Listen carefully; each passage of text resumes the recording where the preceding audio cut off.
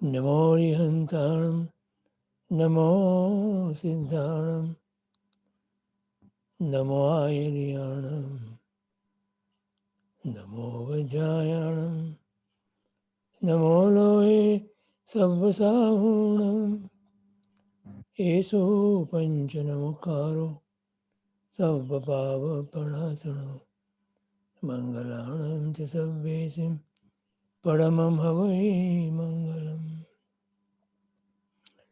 અજ્ઞાનતિમિરાંધાનાં જ્ઞાનાંજનશલાકયા ચક્ષુરુન્મીલિतं येन તસ્મૈ શ્રી ગુરવે નમઃ.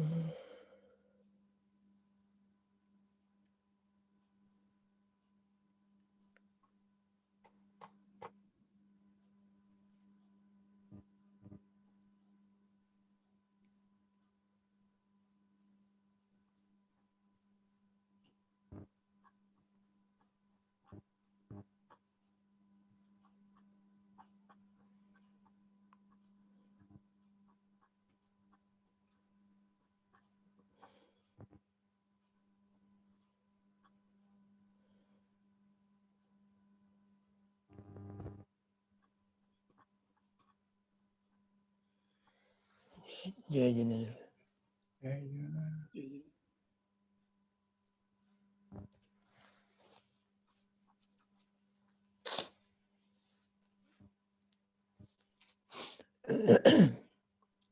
આજે શનિવાર તારીખ 10મી એપ્રિલ 2021. પૂજ્ય દેવચંદ્રજી મહારાજ સહકૃત અધ્યાત્મ ગીતા અને આપણે અત્યારે પૂજ્ય કલાપુશ્રી દાદાનું એ વિવેચન છે એના પર એની વિચારણા કરી રહ્યા છીએ. તો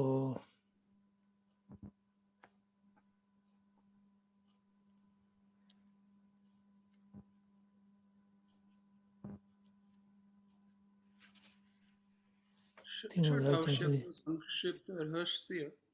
I think we did Samayik last time. સામાયિક સામાયિક લેવાનું છે. દેવવંદન પ્રતિક્રમણ ભાવના બરોબર. હા, સામાયિક 24 હતો વંદના. So we finished the elaborate part of Samayik. It might be, I think, 10-11 પાનું હશે આપના બુકમાં.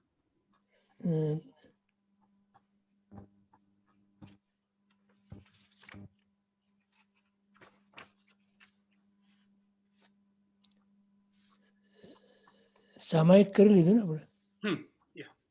હવે 24 હતું. હા, ચતુર્વિંશતિ સ્તવ.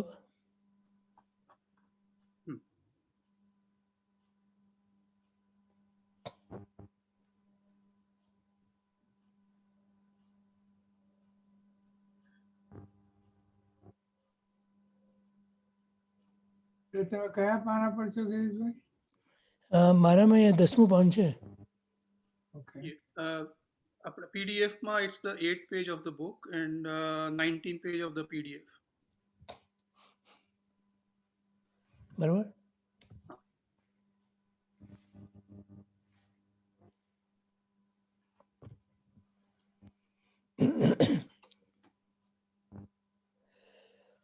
અહીંયા આપણને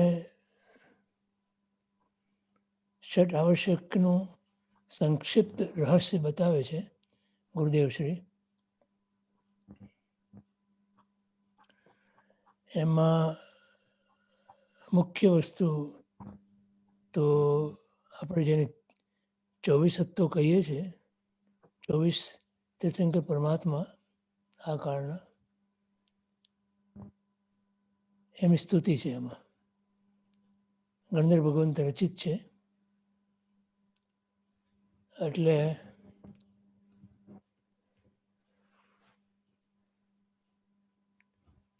ગણધર ભગવંતોએ પરમાત્માની સ્તુતિ કરી છે.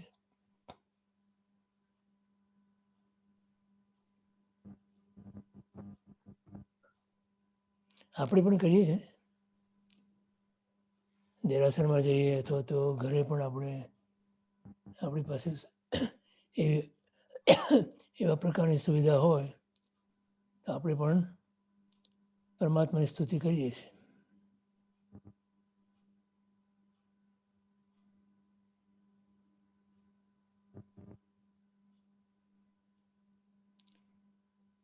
પણ જેમ ગણધર ભગવાન તો પરમાત્મામય બનીને પરમાત્માની સ્તુતિ કરે, એવી રીતે આપણે પરમાત્મામય બની અને સ્તુતિ કરી શકીએ છીએ.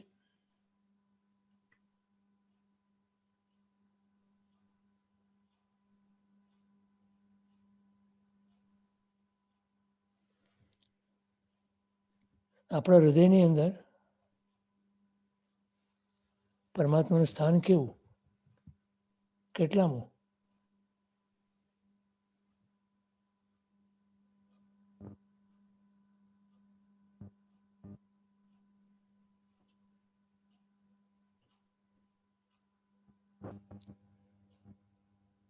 આ આવશ્યકમાં સામાયિક ધર્મના આદ્ય પ્રકાશક. હવે સામાયિક ધર્મ એ મોક્ષને પમાડનાર અથવા મોક્ષની પ્રાપ્તિ કરાવનાર ધર્મ, એટલે અનંત સુખની પ્રાપ્તિ કરાવનાર ધર્મ. અને કયો જીવ એવો છે આ જગતની અંદર કે જેને સુખ નથી જોઈતું? કેમ? તો કે એ અંદર જે દરેક આત્માની અંદર જે આનંદ નામનો ગુણ અને એનું જે ઝરણું એ સુખ, એની પ્રાપ્તિ એટલે કે પોતાના સ્વનું સંવેદન કરવું, સંવેદન.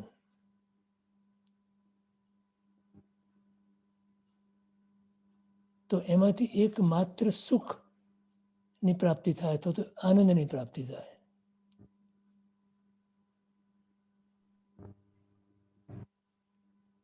તો આટલું નજીક આપણી પાસે છે સુખ,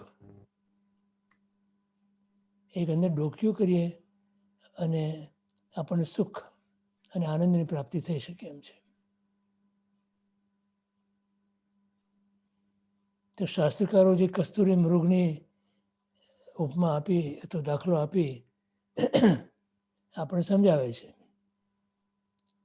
કસ્તુરી એક બહુ સુગંધિત પદાર્થ છે અને એ કસ્તુરી મૃગની નાભીમાં, એમ તો એકચ્યુઅલી તો ખરેખર તો એની નાભીનો મેલ જ છે એ, પણ એ સુગંધીદાર હોય છે. આ મૃગને પોતાને ખબર નથી કે સુગંધી આવે છે ક્યાંથી. એટલે જંગલોમાં અને પર્વતોમાં અને વન વગડાઓમાં ભટકે છે એ સુગંધને પ્રાપ્ત કરવા માટે. સમજાયું? તો એવો આનંદનો દરિયો, એવો આનંદનો રસ, આનંદનો કુંભ આપણી અંદર જ પડ્યો છે ને આપણી નાભીની અંદર જ છે. જેમ કસ્તુરી મૃગની નાભીમાં કસ્તુરી છે અને એની જે સુગંધ અને સુવાસ માટે ભટકે છે, એમ આપણી નાભીમાં 8 રૂચક પ્રદેશો જે છે એ પરિપૂર્ણ શુદ્ધ છે. અને પરિપૂર્ણ શુદ્ધ હોવાને કારણે જગતનો કોઈ જીવ એવો નથી કે જેને આનો અનુભવ ના હોય.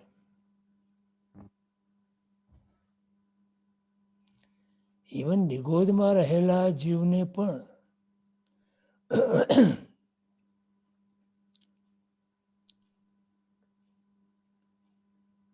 એ જ્ઞાન, એમ કીધું ને કે અક્ષરના અનંતમાં ભાગનું જ્ઞાન એને છે.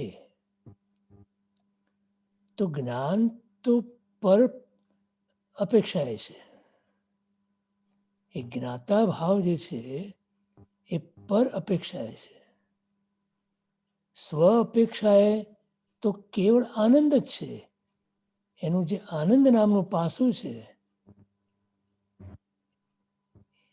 એ પોતાના સંવેદનની અંદર એટલે અનુભવની અંદર જ્ઞાન નથી આવતું, આનંદ આવે છે. સિક્કો એક જ છે, બે બાજુ છે. એક બાજુ ખોલો તો જ્ઞાતાપણું છે, જ્ઞાન છે. બીજી બાજુ ખોલો તો આનંદ છે. તો જેમ કીધું કે અક્ષરના અનંતમાં ભાગનું જ્ઞાન એટલે એટલો અનંતમો ભાગ પણ એને આનંદ, નિગોદના જીવને પણ એનું ઝરણું આનંદનું એને અનુભવી શકીએ છીએ. ટીપું ટીપું એને ખ્યાલ નથી. તો કે એને ખ્યાલ નથી તો આપણને પણ ક્યાં ખ્યાલ છે?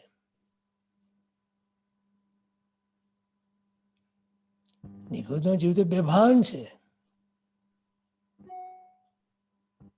બેભાનપણે પણ એ આનંદનો એક ટીપું ટીપું એ અનુભવ કરી રહ્યો છે. અને આપણે પરની અંદર એવા બેભાન બની ગયા છીએ કે આપણને આ સ્વની અંદર જે આસ્વાદ અને આનંદ છે એની ઉપેક્ષા થઈ રહી છે.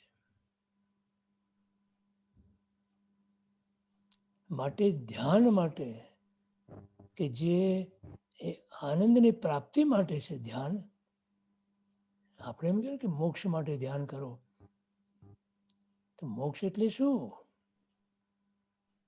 એ જ આનંદ અનંતકાળ સુધી એક ધારો તમે ભોગવી શકો એનું નામ મોક્ષ. મોક્ષ મોક્ષની બીજી વ્યાખ્યા શું છે? અવિરત, અસ્ખલિત, અખંડ, અનંત, પૂર્ણ આનંદની ધારા તમારા અનુભવની અંદર ચાલ્યા જ કરે, આવ્યા જ કરે, આવ્યા જ કરે, એનું નામ મોક્ષ. તો જ્યારે પણ આપણે પરની અંદર જઈએ છીએ શેના માટે? સુખ ગોતીએ છે ને.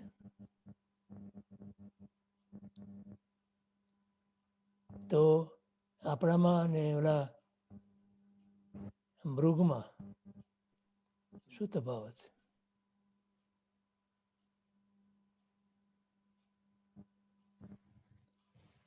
તો એ આનંદની પ્રાપ્તિ કરવા માટે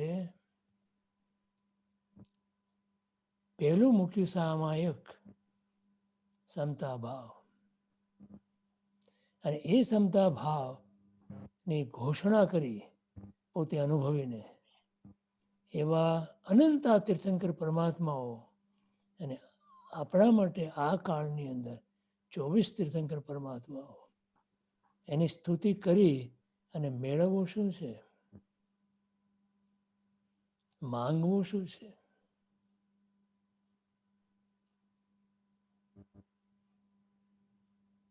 આ જ આનંદની પ્રાપ્તિ થાય. આ આવશ્યકમાં સામાયિક ધર્મના આદ્ય પ્રકાશક. તો સામાયિક ધર્મ એ શું છે?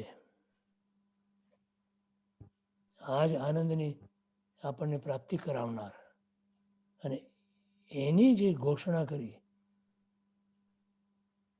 એની પ્રરૂપણા કરી, એની પ્રસ્થાપના કરી, એના ગુણગાન ગાઈએ આપણે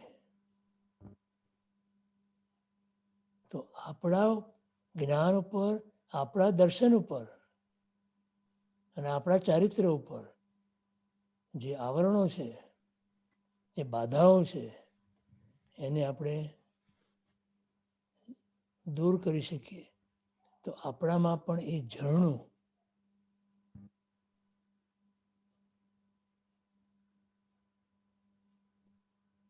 વહેવાની શરૂઆત થઈ શકે કે ના થઈ શકે?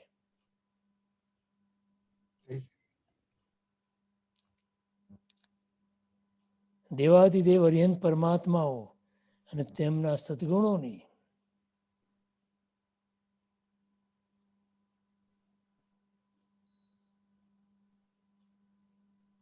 સ્તુતિ કરવામાં આવે છે.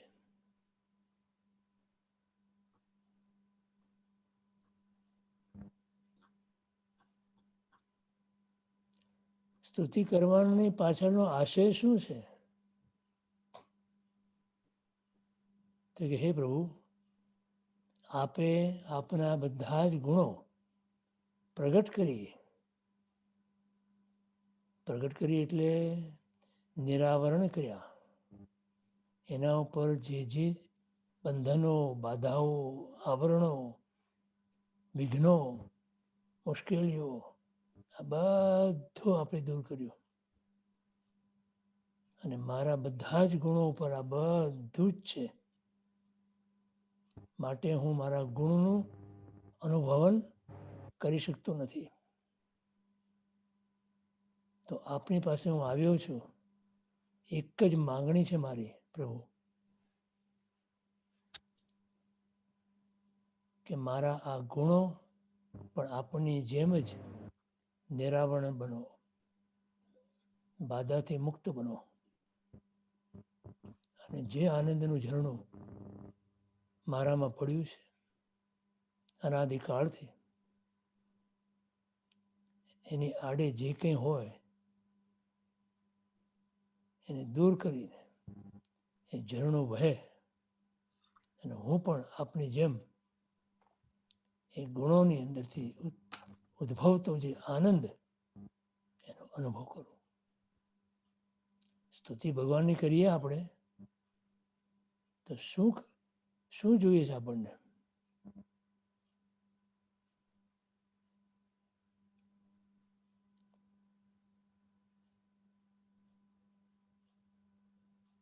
સંસારમાં વિઘ્નો આવ્યા, એ વિઘ્નો દૂર થાય. સંસારમાં બધી બાધાઓ આવી, એ બાધાઓ દૂર થાય. સંસારમાં દુઃખ આવ્યા, એ દુઃખ બધા દૂર થાય. મારી સદગતિ થાય. બોલો, શું ઈચ્છો છો? ભગવાનની પાસે જઈને શું ઈચ્છો છો? સ્તુતિમાં તો કહીએ છીએ આરોગ્ય બોહિલાભમ હે? સમાહિવરમ. સ્તુતિમાં તો આરોગ્ય બોહિલાભમ સમાહિવરમ ઉત્તમ. આરોગ્ય એટલે શું? આરોગ્યનો અર્થ શું? સ્વાસ્થ્ય. આરોગ્ય એટલે સ્વાસ્થ્ય. સ્વાસ્થ્યનો અર્થ શું? સ્વમાં સ્થિતિ. સ્વમાં સ્થિતિ એટલે અત્યારે પરમાં છો, પરમાં છીએ આપણે. હે પ્રભુ, આપ એવી કૃપા કરો કે પરમાંથી હું છૂટી, પરમાંથી નીકળીને હું સ્વમાં આવું. અને એ જ મારું આરોગ્ય, મારું સ્વાસ્થ્ય. અને બોહી એટલે બોધ, જ્ઞાન. કેમ કે જ્ઞાનની જે બીજું પાસું છે આનંદ નામનું, મૂળ ઝંખના એ છે. એટલે પહેલું આરોગ્ય મૂક્યું કે જેની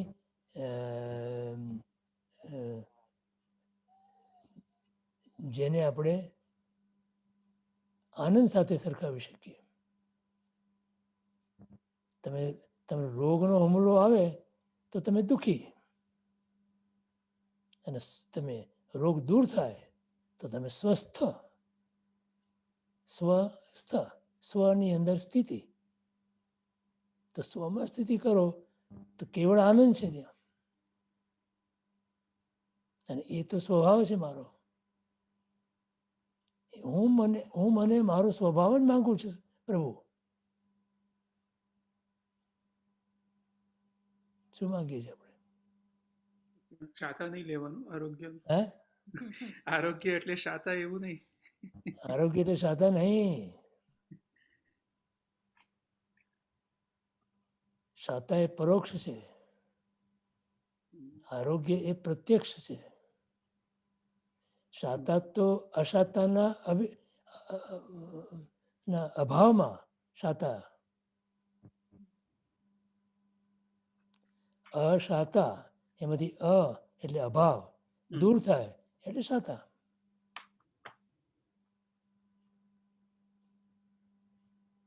અને એનો જે સંબંધ છે એ વેદનીય કર્મ સાથે છે. તો મારા સ્વરૂપની પ્રાપ્તિ કોઈ જડને આધારે હોઈ શકે ખરા? ત્યાં જ આપણી ભૂલ છે ને. અત્યારે આપણે શું કર્યું? મારી અશાતા દૂર થાય એનો અર્થ શું કર્યો? કે આ જે કર્મનો ઉદય છે એ કર્મનો ઉદય દૂર થાય. એટલે તમે માની શું લીધું? કે જડ એવા કર્મ એને દૂર કરવાથી મને શાતા આવે કે શાતાનો અનુભવ કરી શકું. તો એકના અભાવની અંદર, જળના અભાવમાં ચેતનની પ્રાપ્તિ એવું હોઈ શકે? ચેતનના ગુણોની પ્રાપ્તિ જળના અભાવમાં હોઈ શકે? એટલે જળને અનુલક્ષીને હોઈ શકે? પરને અનુલક્ષીને હોઈ શકે કોઈ વસ્તુ? કે સ્વને અનુલક્ષીને હોય?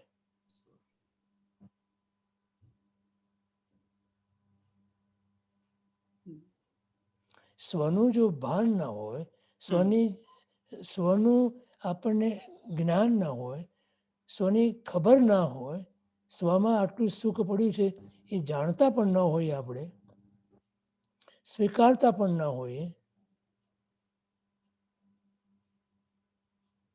તો દ્રષ્ટિ તો આમ જ રહેવાની કે પરને કારણે મને દુઃખ છે. તો જે પરને કારણે મને દુઃખ છે એ પર દૂર થાય તો મને સુખ. એમ જ થયું ને. એ તો એનું પરિણામ શું આવ્યું? તો કે મારા સુખનો આધાર પર ઉપર. તો અનુકૂળ પર મળે તો મને સુખ, પ્રતિકૂળ પર મળે તો દુઃખ. આ ઇક્વેશન થયું ને, આ સમીકરણ થયું ને. બોલો, અત્યાર સુધી શું કર્યું? અનુકૂળ પર મળ્યું તો હું સુખ અનુભવું છું. પ્રતિકૂળ પર મળ્યું તો દુઃખ અનુભવું છું. તો મારું સુખ અને મારું દુઃખ એ પરને આધીન થયું ને. પછી હવે પરની અંદર કર્મ પણ આવે. થોડાક આમ ભણેલા થયા ને આપણે, એટલે હવે આપણે કર્મને આગળ કરીએ છીએ. અત્યાર સુધી કોઈ વ્યક્તિ કે વસ્તુ કે પરિસ્થિતિને આગળ કરતા હતા, પણ બહુ ઘૂંટાવ્યું આપણને, એટલે હવે આપણે એને છોડ્યા. હવે કોઈ વ્યક્તિ, વસ્તુ, પરિસ્થિતિ કરીએ છીએ, અંદર તો કરીએ છીએ, પણ બહારથી આપણે નથી કરતા. બહારથી થોડા ડાયા બન્યા.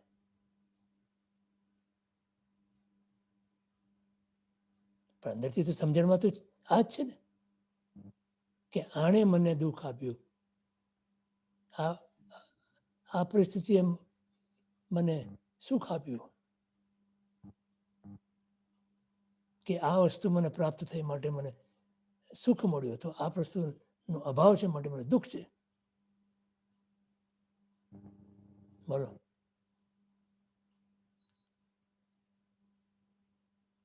તો જ્યાં તમારો ક્યાં અધિકાર નથી પર ઉપર, એ પરને તમે તમારા જીવનની અંદર એટલું બધું મહત્વનું સ્થાન આપ્યું છે કે તમે ક્યારેય પણ સુખી થઈ જ ના શકો સાચી રીતે.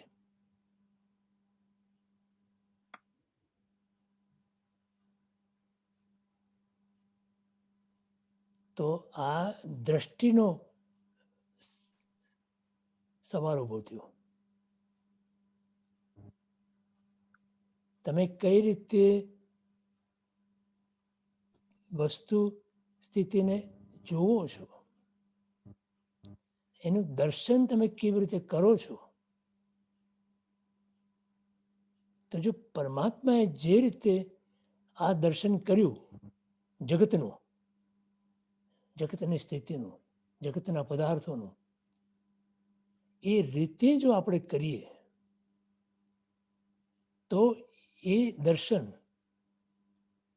સમ્યક કહેવાય. અને એ રીતે ક્યારે કરી શકીએ આપણે? કે એ પરમાત્મા પ્રત્યે આપણને પૂર્ણ શ્રદ્ધા હોય ત્યારે. એટલે સમ્યક દર્શનનું બીજું નામ શ્રદ્ધા ગુણની નિર્મળ પરિણતિ. સમજાણું?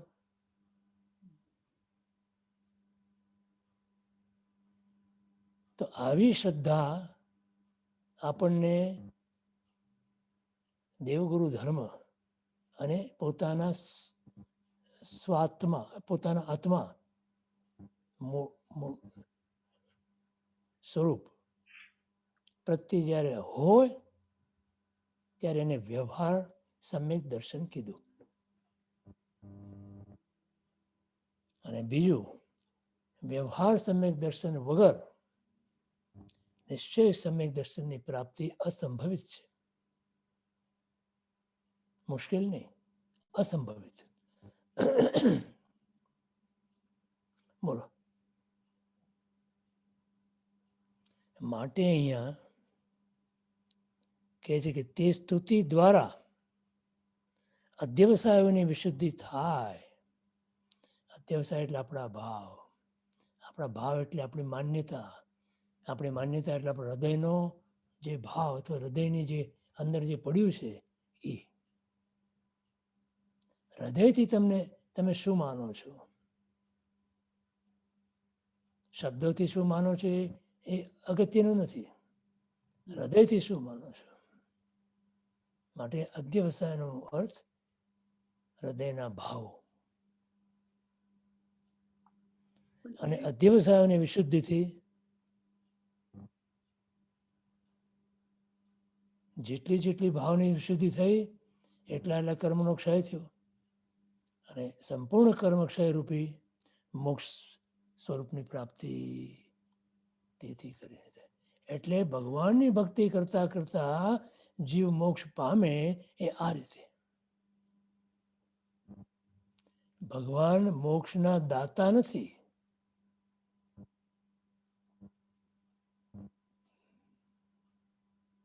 પણ મોક્ષ માર્ગના દાતા છે. સમજાણું? માત્ર લોગસ બોલવાથી માન્યતામાં કેવી રીતે ફેરફાર આવશે એ નથી સમજાતું. It seems like a long stretch from logos તો આપણે આટલી વાર કહીએ એક છીએ. મિનિટ જો જરા. બોલો તો, બોલો તો. હા, સંભળાતું નથી. ના એટલે હું જરા વોલ્યુમ જોઉં ચેક કરું છું. બોલો તો. પૂછતો હતું કે આ માત્ર લોગસ બોલવાથી કેવી રીતે માન્યતામાં ફેરફાર આવશે. હા હવે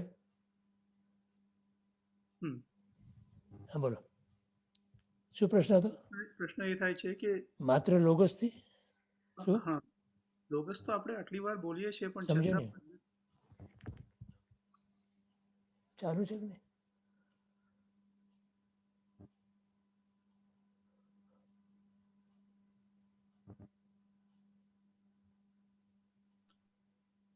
સ્પીકર પર જનરલી લાઇટ હોય છે ગિરીશભાઈ, લાઇટ છે એના પર કે નહીં?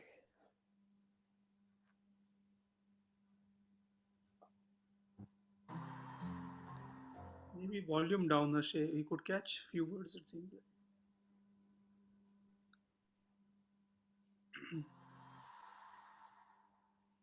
હા હવે બોલું છે. હવે સંભળાય છે?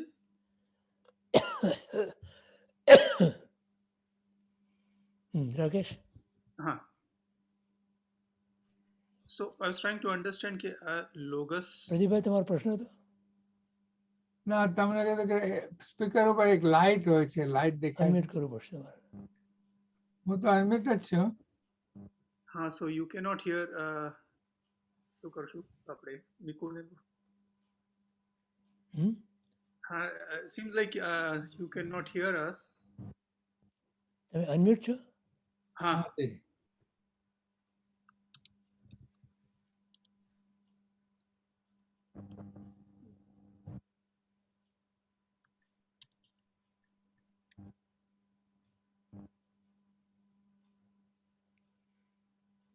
Yeah, I can't hear you. હા. I don't know. આમ તો ચાલુ છે આ. I was trying to understand કે લોગસથી કેવી રીતે માન્યતામાં ફેરફાર આવશે? Like that seems a little bit of a long stretch કે હા, લોગસથી માન્યતામાં ફેરફાર ના આવે, પણ લોગસની અંદર જે સ્તુતિ કરીએ છીએ આપણે પરમાત્માની, 24 તીર્થંકર પરમાત્માની, એ સ્તુતિ એટલે શું? તો પરમાત્મા હૃદયમાં બિરાજમાન હોય અને પછી તમે એ પરમાત્મા ના ગુણો પ્રત્યે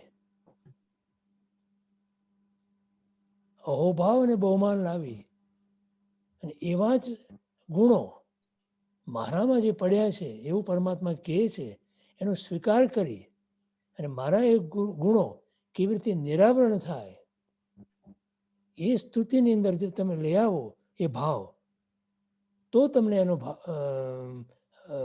લાભ છે. આરોગ્ય બહુ લાભ એમ કીધું ત્યાં. મને લાભ ક્યારે મળે? આ રીતે મળે.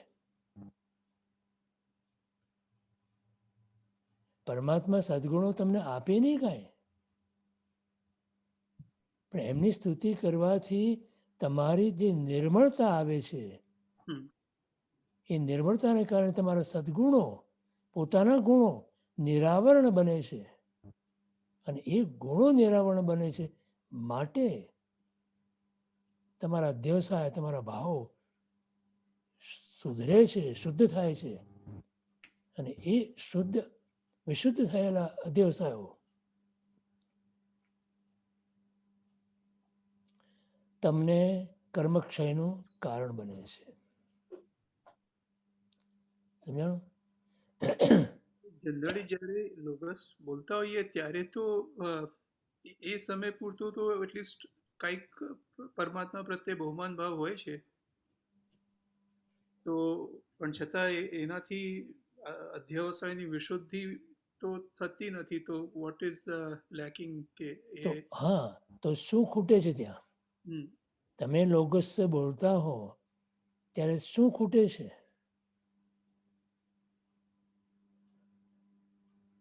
હૃદયની અંદર, આપણા હૃદયની અંદર હમ, પરમાત્મા પ્રત્યે જે અહોભાવ, જે બહુમાન, મારા પ્રભુ, મારા ભગવાન, એક માને પોતાનું બાળક જોવે ત્યારે જે વ્હાલ આવે એવું વ્હાલ પરમાત્માને જોતા આવે છે આપણને?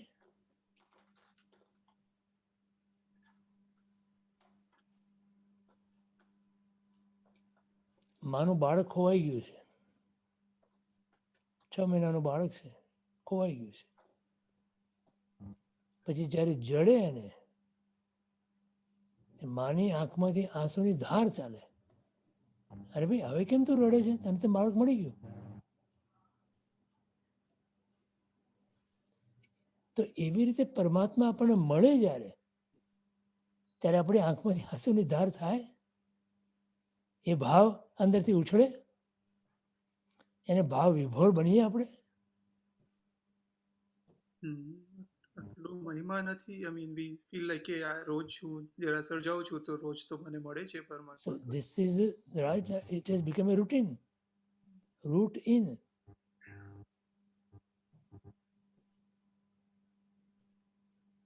એટલે આજે સવારે કાલાપુર સુધી મારા સાહેબનો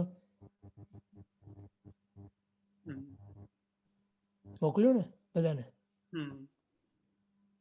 બેનને પણ હું જોતો હતો આ રીતે, જ્યારે જ્યારે દેરાસર ભગવાનના દર્શન કરતા હોય ત્યારે એમાં એમાં ખોવાઈ જાય પરમાત્માની અંદર. શ્રીસર વાતો કરતા હોય પરમાત્માની સાથે, આજુબાજુ કોણ છે કોણ નહીં કાંઈ એમને પડીએ ના હોય, ખબર ના હોય, ધ્યાન પણ ના હોય, એટલા લીન બની જતા પરમાત્માની અંદર, પરમાત્માના દર્શનની અંદર. આ હૃદયની અંદર પરમાત્માને બિરાજમાન કર્યા હોય ત્યારે બને ને. પરમાત્માને જોતા આપણું 6 મહિનાનું બાળક ખોવાઈ ગયું અને મળ્યું, અને જે ભાવ થાય એવો ભાવ થાય ખરા? આ સ્તુતિ છે. બોલો એ સ્તુતિ નથી, આ ભાવ એ સ્તુતિ છે. માટે અહીંયા કીધું કે તે સ્તુતિ દ્વારા, એ તો નિમિત્ત છે સ્તુતિ તો, અધ્યવસાયોની વિશુદ્ધિ થવી જોઈએ, ભાવની વિશુદ્ધિ થવી જોઈએ, ભાવ વિભોર બને જીવ.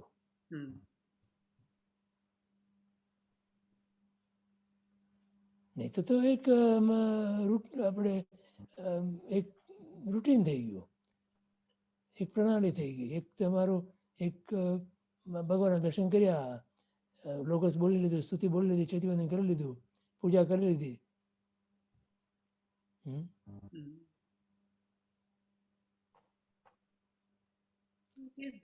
હૃદયમાં જે માન્યતા પડી છે એ માન્યતા શું છે એ પહેલા વિચારો. શું કહે છે? કોણ બોલે છે? હા સાહેબજી જે વિસ્મયનો ભાવ કહેતા હોય છે કે હા. પ્રભુને વિસ્મય, તો એ વિસ્મય I mean how to get that every time? How to get it? હા, કારણ કે સાહેબજી કહેતા હોય છે ને કે that is the entry. You can't get it. You cannot do it. It has to come. અંદરથી આવવો પડે.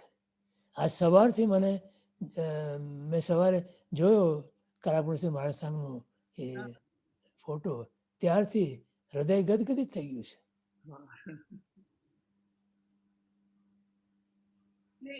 કેટલી વાર આંખમાં આંસુ આવ્યા સવારથી. અમે લાવવા પડે? લાવી શકાય ના. એટલે ક્યારેક એવું થાય છે, આઈ મીન પણ એ દરેક વખતે જ્યારે દર્શન કરીએ ત્યારે એ ભાવ આવે, હા એવું કેવી રીતે થાય? હા, એટલે દરેક વખતે જ્યારે દર્શન કરીએ ત્યારે દર્શન કરતા પહેલાંની જે ભૂમિકા છે, દર્શન કરતા પહેલાંની, મારા પ્રભુને હું હવે મળવા જાઉં છું. બસ, મારો દીકરો આવવાનો છે પરદેશથી, એરપોર્ટ ઉપર હું લેવા જાઉં છું. અને ત્યારથી જ એના હૃદયની અંદર આ ભાવ ચાલુ થઈ જાય. અને જેવો દીકરાને જોવો એટલે આંખમાંથી આંસુની ધાર. એને કહેવું પડે છે, એને લાવવું પડે છે, કરવું પડે છે ના. પણ એ ખૂબ જ સ્વાધ્યાય કરેલો હોય, સમજેલા હોય કે આ આટલી અમૂલ્ય વસ્તુ મળી છે તો ખ્યાલ આવે ને. એટલે એ હજુ એટલી. હા, તો આનંદગંજી મહારાજ સાહેબ કહે છે ને, અમીએ ભરી મૂર્તિ રચી રે, ઉપમા ન ઘટે કોઈ, શાંત સુધારસ ઝીલતી, તૃપ્તિ ન હોય. પ્રભુ આપણે જોતા મને ક્યારેય તૃપ્તિ થતી નથી.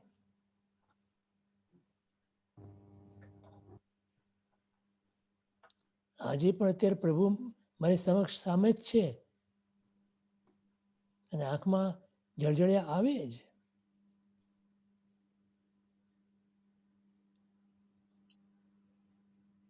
ઉપકાર, પ્રભુએ કેવો ઉપકાર કર્યો છે મારા ઉપર. નહીં તો મને શું ખબર પડી બધી? આ ભાવ આવે છે એની પણ મને ક્યાંથી ખબર હોય કે કેવી રીતે ખબર હોય?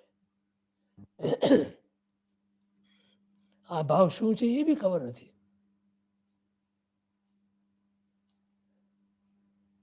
અને ભાવ તમે લાવવા જાઓ તો કોઈ આવતો નથી કાંઈ. It has to be natural. સહજ અને કુદરતી. પણ એ ભૂમિકા તમારી જ્યારે થાય જ્યારે એ ભૂમિકા તમે કરી શકો છો. ભૂમિકાની અંદર સતત તમારા મનની અંદર રહેવું જોઈએ કે પરમાત્માની કૃપાથી જ આ છે. મારું આખું અસ્તિત્વ જે છે તે કેવળ પરમાત્માની કૃપાથી છે. જ્યારે પણ હું વિચારું છું ત્યારે અહીંયા આવું છું ત્યારે કંઈ નક્કી કરી નથી આવતું.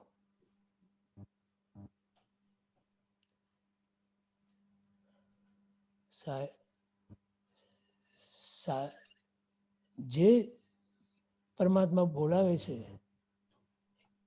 જે ગુરુદેવ બોલાવે છે એ પ્રમાણે ગુરુદેવ પોતે જ બોલે છે, ગુરુદેવ પોતે જ કરે છે. આપણે તો પ્રભુ અને ગુરુને ચરણની અંદર સરવાર પણ કરી દો તમે તમારા અહમનું, તો તમને આ બધા ભાવ લાવવા ના પડે, સહજ જ આવે. તો એ 24 સત્તો, એ લોગસ, એ ધ્યાન સૂત્ર બને. બોલો નવીનભાઈ, હે નવીનભાઈને પ્રશ્ન. જી પ્રણામ ગિરીશભાઈ. જી બોલો. બોલો. પ્રશ્ન એ બે પ્રશ્ન છે આમ તો. પહેલું તો જે રોગની વાત કરી ને, પહેલા કયો રોગ છે, આરોગ્યની વાત ચાલતી હતી ત્યારે રોગ કયો છે એ જ પહેલા તો પકડાતો નથી, ને પકડાય છે તો એના પર કામ થતું નથી. અને ત્યાં જ એટલે અજ્ઞાનને તમે મોહ પાછું સમજાવ્યું એમાં એ જ છે. ને સંસારમાં રહીને સંસારનું કે પોતાનું અજ્ઞાન, એ વખતે પોતાને સંસાર વચ્ચેનો જે ફેર એનું અજ્ઞાન અને મોહ એ ચાલ્યા જ કરે છે. that the first question. Second question ભગવાનનો છે ને, વિચાર મને એ રીતે આવે કે ભગવાને ઘર છોડ્યું, સંસાર છોડ્યો અને 12 વર્ષ એમને લાગ્યા. એ જે પણ આખી સ્થિતિ છે તો ત્યાંથી ચાલુ થઈ કે ભગવાને વિચાર કરીને કે પહેલા તૈયારી હશે બધું આપણે માનીએ છીએ, પણ એમને ઘર છોડ્યું, દીકરીને મૂક્યા અને ગયા.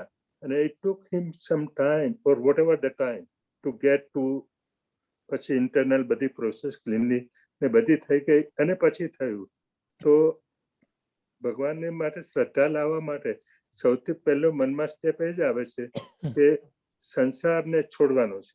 ઇન ધેટ સેન્સ કે જો એટલા શુદ્ધિના પહેલામાં આવવું હોય તો સંસારને છોડવાનો નથી, અંદરથી છોડવાનો, પણ it is the same process continuous. તો હજી ત્યાં જ અટકી જવાય છે કે if I want to change myself or I want to bring all the quality જે લોકસમાં કહેવાય છે કે બધી, તો અહીંયાથી જ મારે ચાલુ કરવાની છે. ને ત્યાં જ અટકી જવાય છે વિચારથી કે જે રીતે પણ. તો પછી શ્રદ્ધા લાવીને આ ગુણોની શ્રદ્ધા લાવી લોગસના ને પોતાનામાં વિચાર કરવા, it become just like mental exercise. તો હાઉ વી ગેટ રાઈટ? તમે જેનો ઉત્તર આપી દીધો. અત્યાર સુધી આપણે માત્ર એક માનસિક કસરત કરી છે અને એમ માન્યું છે કે મેં ખૂબ કર્યું કંઈક. અંદરથી જે વૈરાગ્ય છે ને એ હૃદયનો ભાવ છે અને એ નથી. માનસિક જે એક્સરસાઇઝ કરીએ છીએ, મેન્ટલ એક્સરસાઇઝ અથવા તો માનસિક જે કસરત કર્યા કરીએ છીએ, અને આપણે એમ માનીએ છીએ કે મેં ઘણું કર્યું, કારણ કે મન તો થાકી જવાનું છે આ બધું કરીને. હૃદય કોઈ દિવસ થાકે નહીં. હૃદય થાકે તો આપણું મૃત્યુ. હૃદય થાકેની વાત ચોક્કસ છે, પણ મન ને હૃદય વચ્ચે જે મન અને હૃદય ને બુદ્ધિ વચ્ચે જે પેલું સંઘર્ષ ચાલ્યા કરે છે ને, ત્યાં અપ્સ એન્ડ ડાઉન ચાલે છે જેમ. અને એમાંથી ઉપર અવાય છે. હવે જે હમણાં કેટલા વખતે આ સત્સંગ ચાલે છે જે બધા, એનાથી ઉપર અવાય છે, ટકાય છે, એ પણ છે. પણ આ દશા લાવવી કે જે કારણે ભાવ આપણા ઉછે કે વધે ને ટકે. પહેલી વાત તો ટકાવવા ને વધારવા. હા હા, જો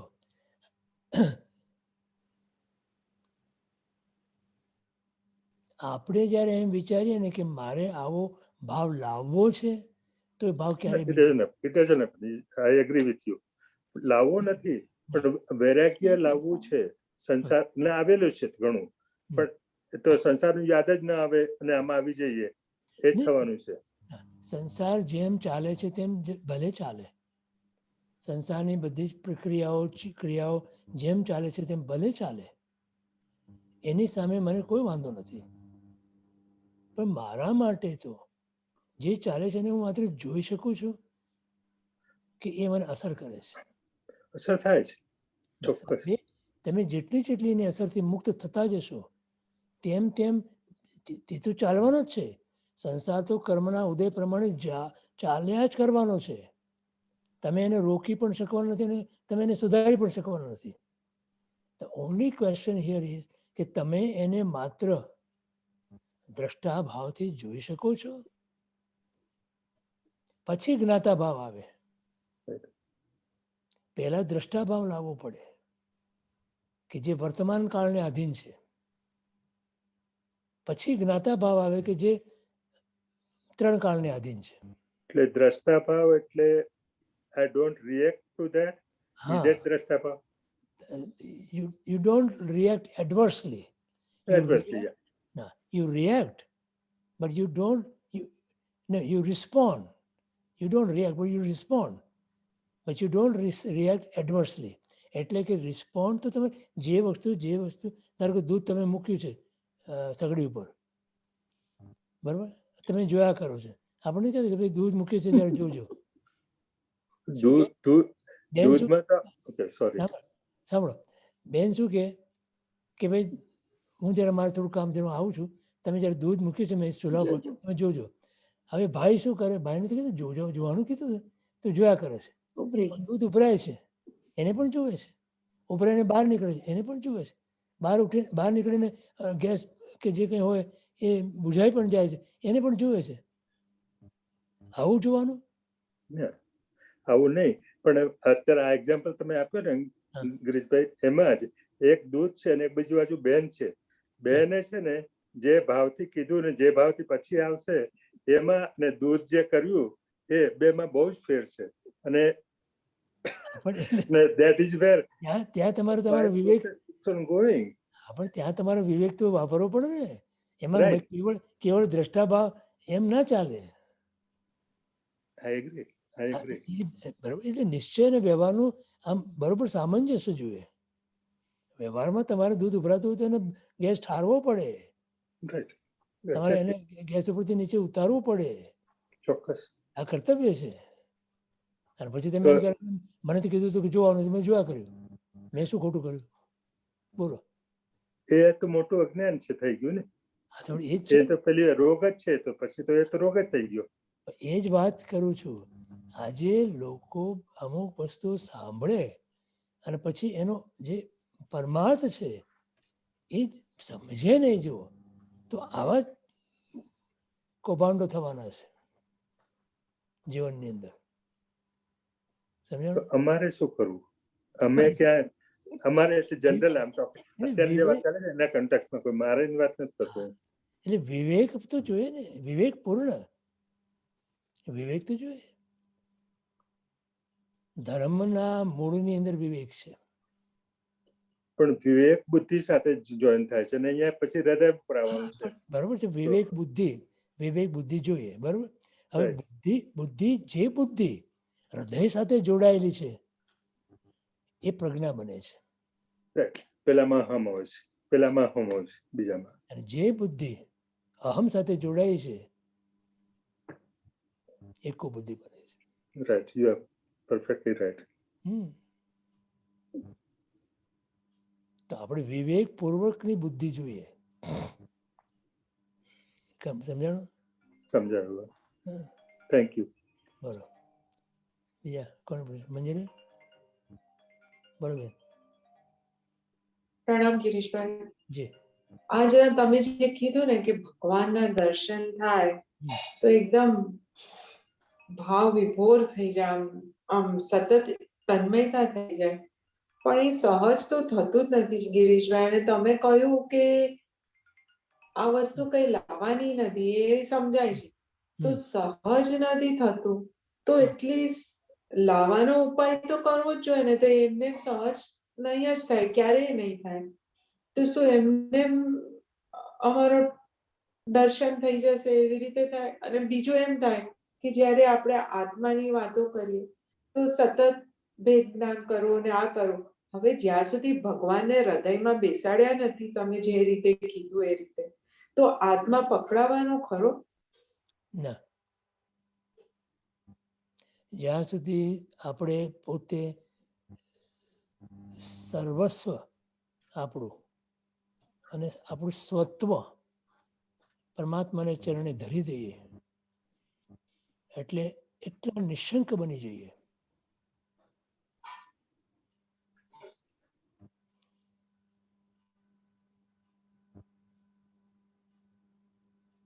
ત્યારે એક પળ એવી આવે કે જ્યારે તમે પ્રભુમય બની શકો.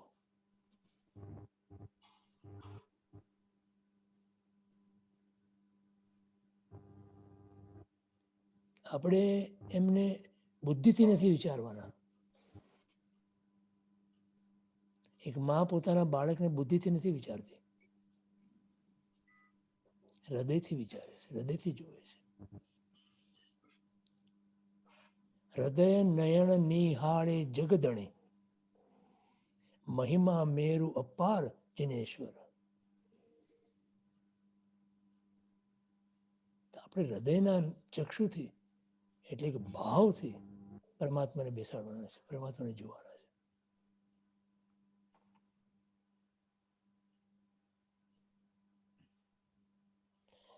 ધર્મ ચિનેશ્વર ચરણ ગ્રહ્યા પછી કોઈને બાંધે કર્મ જિનેશ્વર.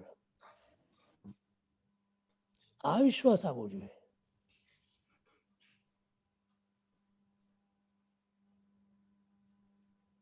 મેં પ્રભુના ચરણ પકડ્યા છે, મેં ગુરુના ચરણ પકડ્યા છે, હવે મને શું ચિંતા?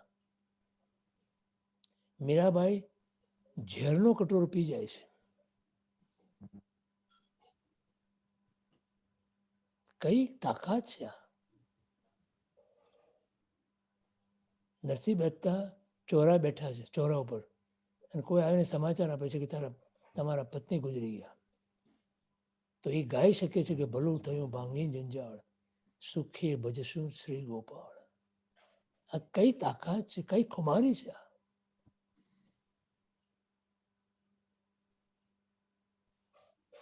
એને ગુરુદેવ શ્રી સર્વ સ્વીકારની ભૂમિકા કહે છે.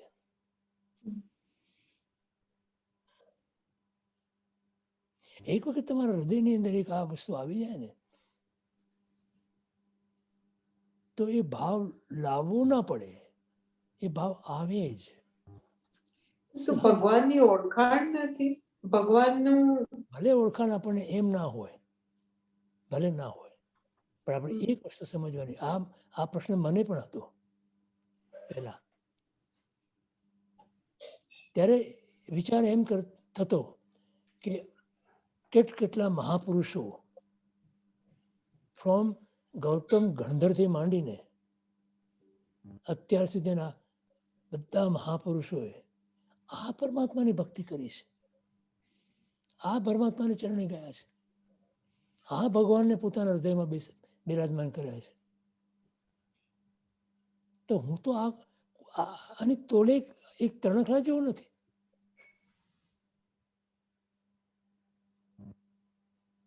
બસ એ આખી જે વિચારધારા હૃદયમાં જે આવી અને પછી જે પરમાત્માનું સ્વરૂપ આપોઆપ હૃદયની અંદર બિરાજમાન થઈ ગયું. એ રડવું આવે કે આ કેમ આવું ભાવ આવતા નથી, એની માટે આંસુ પડે, પણ આ ભાવ તક નથી પહોંચાતું. હા, એ બસ ભાવ નથી આવતા એના માટે આંસુ પડે છે ને, એ આંસુ તમને આને લાવવા માટે બી આવી જશે. તમે એમને શું કીધું કે ઘણા લોકો પૂછે કે તમને ભગવાન પ્રત્યે આટલો બધો અહોભાવ છે, અમને કેમ નથી આવતો?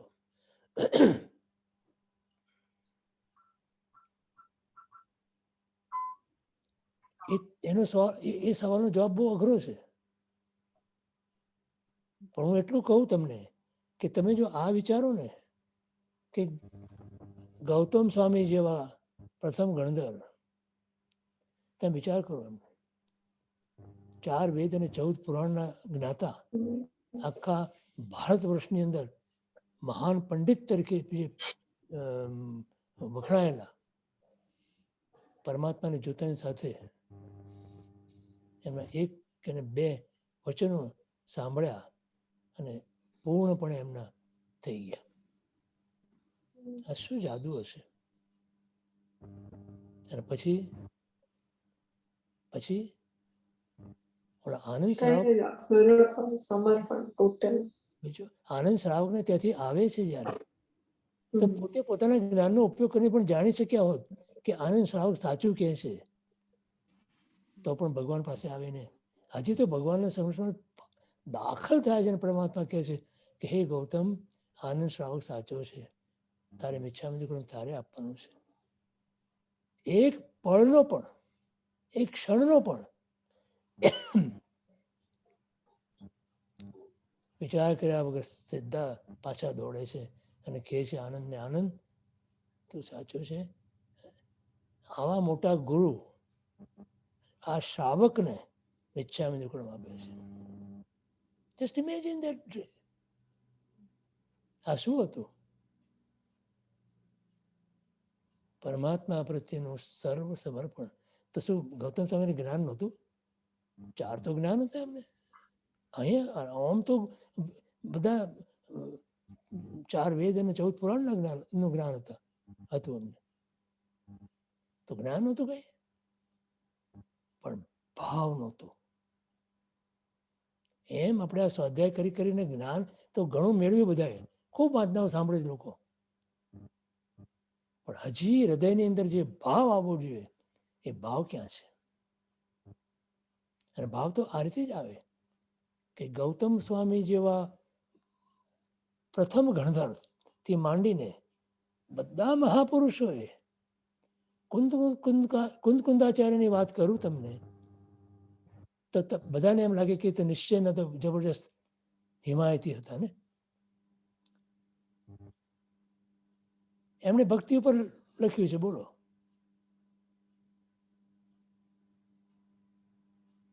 પરમાત્માની ભક્તિ ઉપર એમણે પણ એટલું જ લખ્યું છે. પ્રવચન સુભક્તિ થકી કહ્યા અમે, નિયમ ને તત્ફળ અહો, યદિ પૂર્વ પર વિરોધ હો, સમયજ્ઞથી સુધારજો. શું? પ્રવચન સુભક્તિ થકી કહ્યા અમે. પ્રવચન એટલે પરમાત્માના વચનો, એના પર અમને એટલી બધી ભક્તિનો ભાવ આવે છે અને એ ભક્તિના પ્રભાવે અમારાથી આ બધું લખાય છે, અમે નથી લખતા. જેમના શબ્દોની અંદર અત્યાર સુધી 2000 વર્ષની અંદર કોઈ પણ મહાપુરુષે એક ચ નથી કર્યો, એક કાનો માત્ર ફેરફાર નથી કરી શક્યા, એવા વચનો કુંદાચાર્યના. અને એ આમ કહે છે કે અમે તો કાંઈ નથી કર્યું ભાઈ, પરમાત્માની ભક્તિ અમને આ કરાવે છે.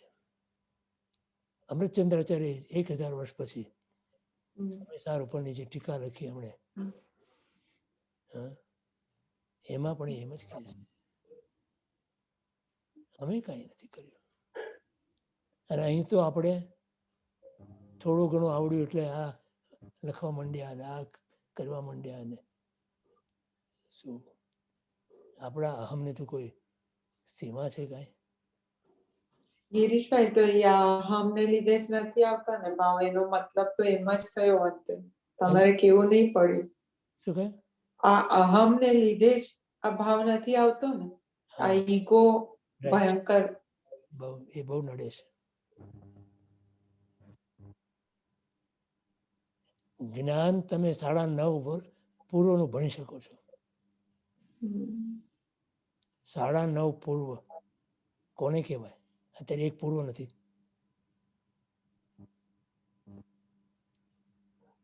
અજ્ઞાની જીવ એટલે અભાવી જીવ પણ 9.5 પૂર્વ સુધી જ્ઞાન પ્રાપ્ત કરી શકે છે, પણ ભાવ લઈ આવો અત્યંત અત્યંત દુષ્કર છે. કેમ કે ત્યાં મોટું જો આડો કોઈ આવતું હોય, મોટું જો કોઈ વિઘ્ન હોય, તે આપણો અહંકાર છે.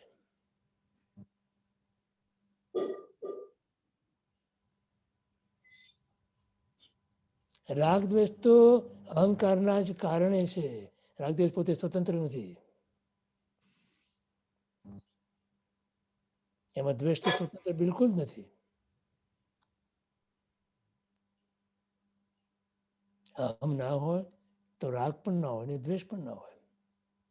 જો તમે કહો ને કોઈ વસ્તુ હોય, વ્યક્તિ હોય કે પરિસ્થિતિ હોય, આ મને ગમે છે, આ મને નથી ગમતું, આ મને જે આવ્યું ને એ જ અહંકાર છે. તો રાગ દ્વેષ તો અહંકારની ઉત્પત્તિ છે. બોલો. તો જ્યાં જ્યાં આપણને એમ લાગે, જાગૃત થઈ જાઓ. જ્યાં જ્યાં અહંકારનું આમ લાગે, આમ સ્ફુરણ, જાગૃત બની જાઓ. નહીં ખપે મને. હોમી જૈન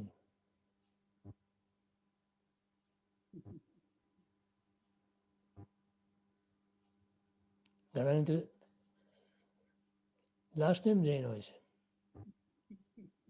પણ મારું તો ફર્સ્ટ નેમ જૈન છે. જૈનમાં 2 શબ્દ છે, જા અને ઇન. જા મીન્સ ગો, ઇન મીન્સ અંદર. સોમાં જા એ જૈન. બહારમાં ભટકે એ જૈન કહેવાય? કયો?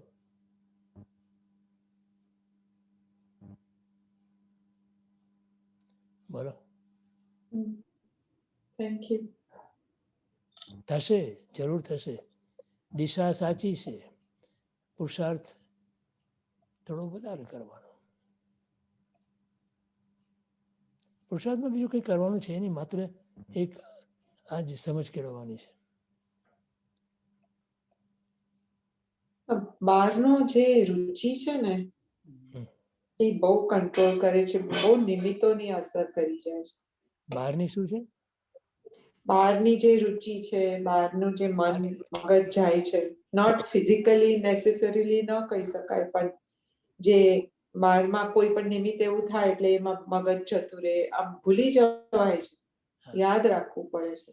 હા, ના કઈ વાંધો નહીં. થાય એને બી જોવાનું. મને આ થયું, મારા મનની અંદર આ વાત આવી, એને જે જોવાનું, અને પછી ન ગમે એને પણ જોવો. એમાં ભળો નહીં. સમજાયું? બહારની વસ્તુ બની કે જે આપણને ન ગમી. કોઈ વસ્તુ બની, કોઈ નિમિત્ત ન ગમે, કોઈ વસ્તુ ગમે આપણને, એ ગમ્યું એને પણ જોવો, અને જે જોયું ને, જે ગમ્યું ને એને જોયું ને એને પણ જોવો. ગિરીશભાઈ પહેલા ભળી જઈએ છે અને પછી યાદ આવે. હા, ભળ્યા ને એ ભળ્યાને પણ જોવો. લો હવે આનાથી વધારે સહેલું કેવી રીતે બનાવી શકાય? તમે ભળ્યા, બરોબર, ભળ્યા તો એને બી જુઓ. ચાલો હું ભળ્યો, એને બી જોયું મેં. એટલે ઓલો ગુરજીએફનો દાખલો આપે છે ને સાહેબજી, તમે સેકન્ડના કાંટાને તમે જોઈ શકો છો, અને એમાં ત્યાં તમારું ધ્યાન, તમારું એકાગ્રતા આવી શકે છે. પણ સેકન્ડના કાંટાને જોનારને જોવો તમે, તો મોટાભાગના સાધકો નહોતો કરી શકતા. હા, એની વાત ચાલે છે અત્યારે. હું ભળ્યો એને જુઓ, ભળ્યા એને પણ જુઓ, અને ભળ્યા એના ઉપર જે આપણને મનની અંદર જે ભાવ થયો એને ભાવને પણ જુઓ તમે. પણ એના માટે ડિસ્ટન્સ ક્રિએટ કરવું પડશે ને. આ ડિસ્ટન્સ ક્રિએટ આ રીતે કરો ભણવાનું જ રહેશે તો પછી જોવાનું ક્યારે થશે નહીં ને, અને I think that is the problem. હા પણ તમે ડિસ્ટન્સ ક્રિએટ તમે કરો આ રીતે કે હું આને જોઈ રહ્યો છું, આ ભાવ મને આવ્યો, હવે એ ભાવ મને ન ગમ્યો, એ ન ગમ્યો એને પણ મેં જોયો, અને જેને નથી ગમ્યો એને પણ હું જોઉં છું. ફરી વાર કહું, ના પણ જ્યારે ભણવાનું થાય છે ત્યારે પછી એનાથી બહાર નીકળવાનું થતું નથી, એટલે જોવાનું તો શક્ય જ નથી ને. ને બહાર તો તમે જેવું તમે જોવાનું શરૂ કર્યું તો બહાર નીકળી ગયા ને. હા પણ એ જ કહું છું. ભલે તમે 2 મિનિટ લાગે, 4 મિનિટ લાગે, 5 મિનિટ લાગે, 10 મિનિટ લાગે, ડઝન્ટ મેટર. શરૂઆતમાં તમને ટાઈમ વધારે લાગશે, time span rather, the time span will be longer, but then it will become shorter and shorter, અને immediately તમને એની અસર થશે. દ્રષ્ટાભાવ કેળવવો પડે ને.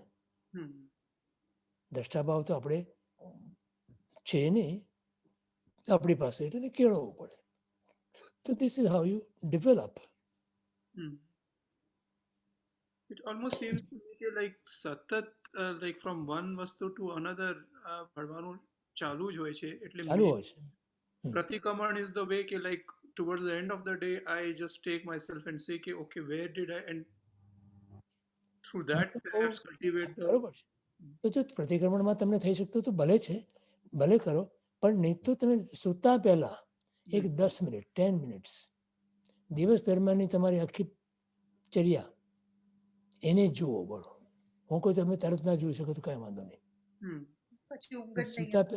સૂતા પહેલા 10 મિનિટ તમે આપો. પછી અને ઊંઘ જ નહીં આવે. હાજી, ઊંઘ જ નહીં આવે. ઊંઘ જ નહીં આવે. ઊંઘ ઉડી જવી જોઈએ, ઊંઘ ઉડી જવી જોઈએ આપણી, કે ધીસ ઇઝ હુ આઈ એમ. પછી જુઓ તમે where am I, what am I doing. આ ભગવાનની આજ્ઞા છે મારા માટે. Is that what I am doing. તમને તરત લાગશે કે હું ભગવાનની આજ્ઞાની વિરુદ્ધ ચાલી રહ્યો છું. અને પછી જે ભગવાનનો એક આમ ચાપખો પડે ને આપણને, અગોચર અગમ્ય, અને આપણે જાગી જઈએ લિટરલી. નહીં તો હવે કર્યું ને ભૂલ્યા, અને પાછું કર્યું ને ભૂલ્યા, ચાલ્યા જ કરે તમારી યાર ઘટમાળ. એમાંથી ક્યારેય બહાર ના નીકળી શકો તમે. એ અનાદિકાળથી આ જ ચાલ્યું આવ્યું છે ને ભાઈ. બેભાન અવસ્થાની અંદર જીવ જીવે છે, પ્રેક્ટિકલી બેભાન અવસ્થા. તો આપણામાં નિગોદના જીવનમાં ફરક શું છે મને કહો તો ખરા. નિગોદના જીવ પણ બેભાન છે અને આપણે પણ બેભાન છીએ. બોલો.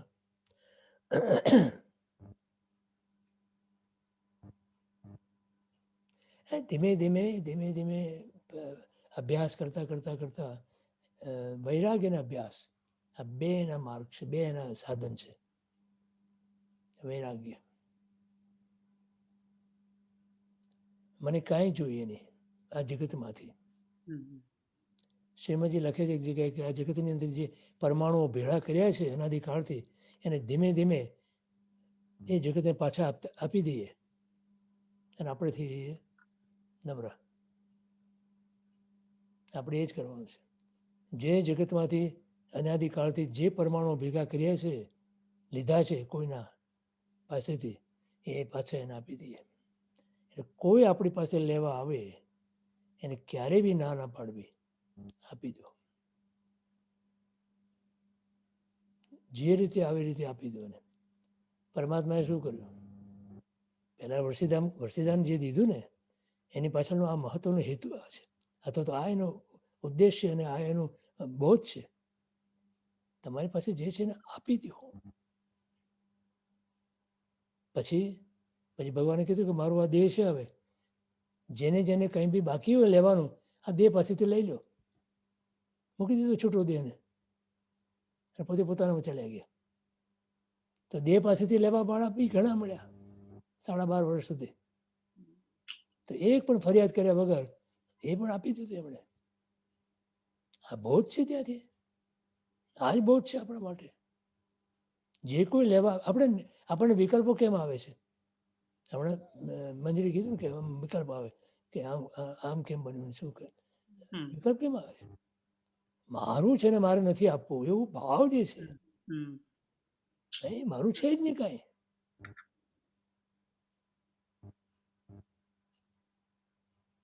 એક તણખલું પણ આ દેહની અંદરનું એક અંશ માત્ર પણ સાથે જતો નથી, આવતો નથી. દેહને છેવટે દેહને પણ આપણે અહીંયા બાળી નાખીએ છીએ. બધું એમને પડી રહ્યું, બધું, અને ચાલ્યા ગયા. બધી વસ્તુઓ જોઉં જ્યારે હું, ત્યારે એમ લાગે કે ઓ એક વસ્તુ આમાંની ગમે તેટલી પ્રિય અપ્રિય હોય, હમ એક વસ્તુ, એક અંશ માત્ર પણ સાથે ગયું નહીં.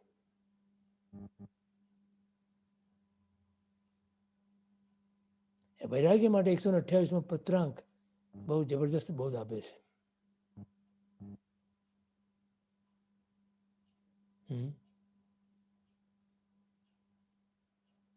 હવે શેના માટે આપણે આ બધી ધમાલ છે બધી? જો મારું હોય એ મારી પાસેથી કોઈ લઈ જઈ ના શકે. અમારા વડીલો કહેતા તારા હાથમાંથી હશે લઈ જશે લોકો, પણ તારા કપાળમાં હશે નહીં લઈ જઈ શકે.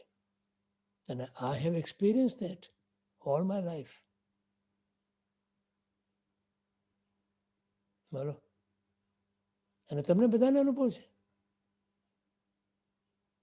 હાથમાંથી લેવા વાળા ઘણા મળશે અને લઈ જશે, હમ કારણ કે તમારું છે જ નહીં, માટે લઈ જાય છે. સાદી ભાષામાં આપણે કહીએ, વ્યવહાર ભાષામાં તો કે તમારા નસીબમાં હોય એ તમારી પાસે કોઈ લઈ નહીં જઈ શકે. અને આપણે આધ્યાત્મિક પરિભાષામાં મૂકવું હોય તો એમ કહી શકીએ આત્માનું જે કંઈ છે એ કોઈ લઈ જઈ શકતું નથી.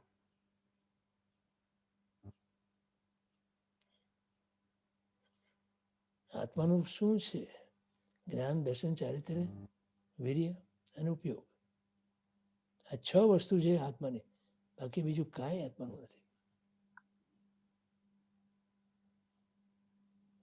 તમારો ગુણ કોઈ લઈ જઈ શકે? તમારો ક્ષમા નામનો ગુણ જે છે માનો, એ પણ પરને અવલંબી છે. બાકી બાય ધ વે ક્ષમા પણ પરાવલંબી છે. તમારું તો પોતાનું સહજ સ્થિતિ છે, સ્વરૂપ સ્થિતિ છે.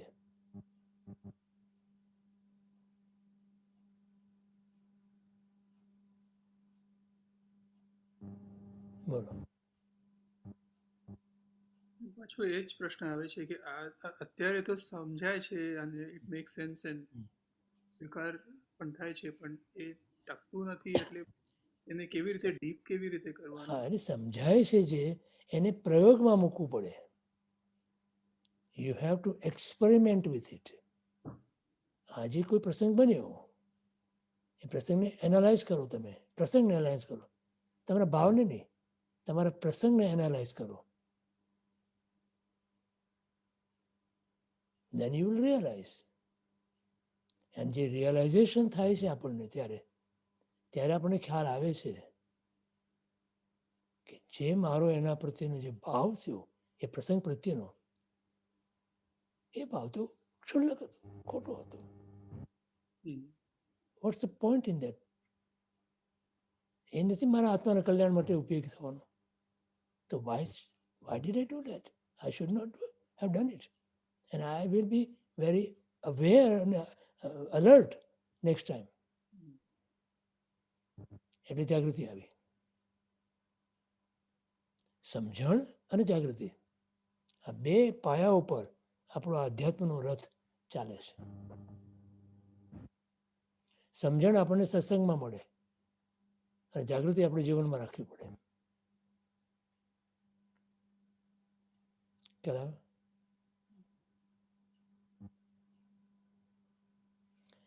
એ સહેલું નથી, જેટલું હું બોલું છું એટલું સહેલું નથી, પણ અઘરું, વધારે અઘરું બનાવી શકો તમે અને ઓછું અઘરું પણ તમે બનાવી શકો એને. અઘરું જરૂર છે, પણ એમાં તમે એની અંદર પણ ઇન્ટેન્સિટી તમે કરી શકો ફેરફાર એનો. વધુ પણ અઘરું બની શકે ને ઓછું પણ અઘરું બની શકે. જેટલી સમજણ અંદર ઉમેરાય એટલું ઓછું અઘરું બને, અને જેટલી સમજણ અંદર ના ઉમેરાય એટલું વધારે અઘરું બને. આપણે નાના હતા ને તે બારે શેરીમાં રમતા, પછી આપણે ભાઈબંધો સાથે ઝઘડો થાય, એકબીજાને મારામારી બી થઈ જાય. ઘરે આવીએ, મા બાપ આપણને સમજાવે. તો એ સમજણ જ્યારે આવે ત્યારે કે આમ થાય, એમ તમે રમતા હોય તો ઝઘડો બી થાય એમ.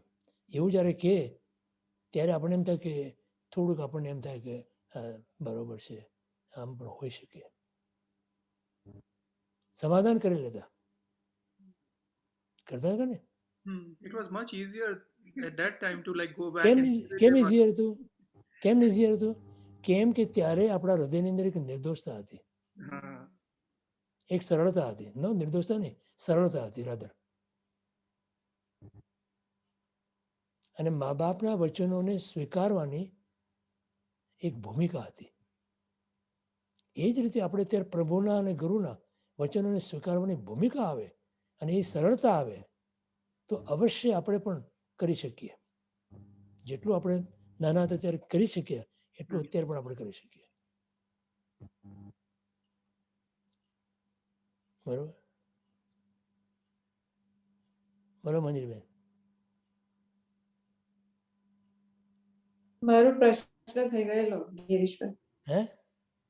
પ્રશ્ન થઈ ગયો તો આપે મને આપ્યું, બહુ સરસ જવાબ. અચ્છા, ઓકે. જયશ્રી બોલ બેન.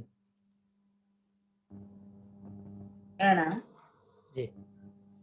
આપણે આના માટે એમ કહી શકાય કે વ્યવહારમાં જે આઈની માય છે ને એને આપણે અધ્યાત્મમાં લઈ જઈએ તો સરળ બની જાય ને. એટલે હું ફરી વાર કહેતો. આઈની માય એ જે I, છે ને me and my. મી હા. માય એટલે એ અહમ. જે છે, એ હા, અહમ. એટલે એને વ્યવહારમાંથી આપણે અધ્યાત્મ તરફ લઈ જઈએ, હા. એ જ વસ્તુને અધ્યાત્મમાં વાળીએ તો આ સરળ બની ને. હા, તો એના માટે સંતારા પૂરશે. સંતારા 3 સૂત્રો જે છે ને હા, એ ઘૂંટવાના. બરાબર. એ તમને તમારા માટે અધ્યાત્મનું પરિવર્તન થઈ શકે. અધ્યાત્મમાં રાધર. હા, બરાબર. બરાબર? અને ચંદ્રાનંદના શ્રીજી મહારાજ સાહેબ છે ને એ એમ કહેતા કે આપણને જે વસ્તુ આપણામાં લાવવી હોય અથવા તો આપણો જે દુર્ગુણ છે ને એ આપણને કાઢવો હોય ને તો ઘરનાને કહી રાખવાનું કે આવું હું કરું ને ત્યારે મને તમારે કહેવાનું.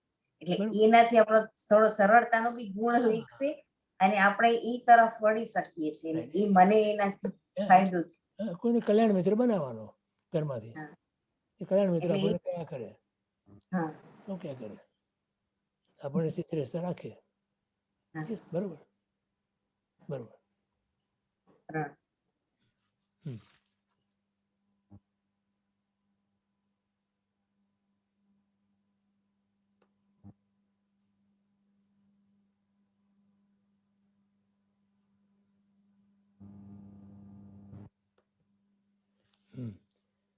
તો પરમાત્મા ભક્તિથી સમ્યક દર્શનની પ્રાપ્તિ થાય છે.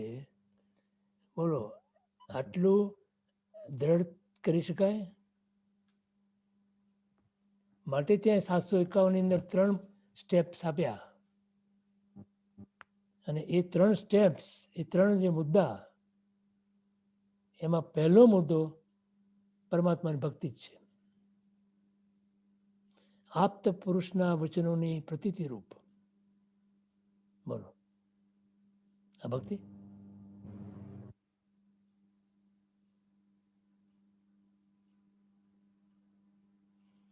અને સ્વચ્છંદ નિરોધ પડે આપ્ત પુરુષની ભક્તિ રૂપ. અને પહેલું સમ્યક દર્શન કીધું.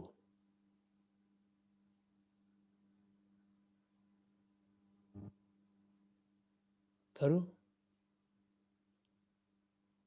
અને સમ્યક દર્શન દ્વારા ભાવ સમાધિ મળે છે, તેથી મોક્ષ થાય છે.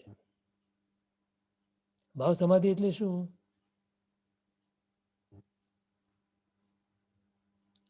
પહેલામાં પહેલું તો દુર્ભાવથી મુક્ત થવાય છે. પહેલું એટલે દુર્ભાવનો અભાવ થાય અને સદભાવનો સદભાવની પ્રાપ્તિ થાય. દુર્ભાવનો અભાવ થવાથી સદભાવની જે પ્રાપ્તિ થાય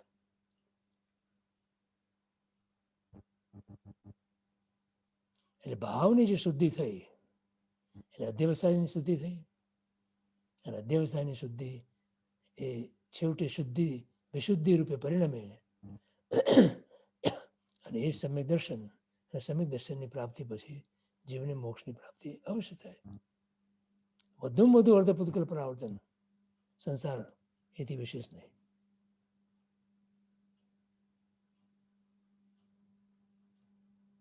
પણ આનો સ્વીકાર થાય છે.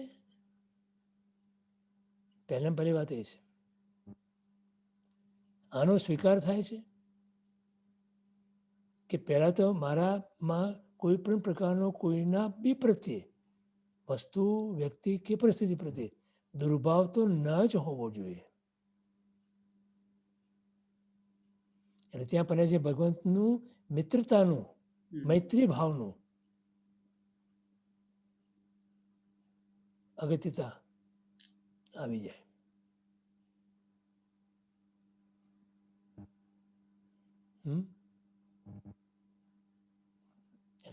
કેવું પુણ્ય છે ભગવંત એને પાયો બનાવ્યો છે. ધર્મનો પાયો બનાવ્યો, મોક્ષ માર્ગનો પાયો બનાવ્યો મૈત્રી ભાવને. અને એના વગર તો બની છે. અને એ પણ એ જ આપણને તમે વિચારો તો પરમાત્મા, તીર્થંકર પરમાત્માના પૂર્વ ત્રીજા ભવની અંદર પણ પ્રભુએ આ જ કર્યું. આપણે તો એને આ રીતે લઈએ છીએ, સવી જીવ કરું શાસન રસી. પણ ખરેખર તે ત્યાં શું કર્યું છે પ્રભુએ કે જગતના સર્વ જીવો પ્રત્યે મૈત્રી ભાવ.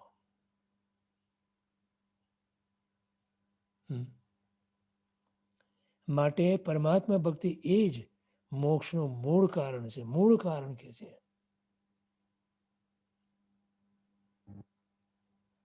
કેમ કે એના વગર જે માર્ગે આપણે જવું છે એ માર્ગને માટે આપણે અનાદિકાળથી અનભ્યસ્ત છીએ. કોઈ દિવસ ચાલ્યા જ નથી જે માર્ગ ઉપર. એ માર્ગ ઉપર ચાલીને જેણે પ્રાપ્તિ કરી હોય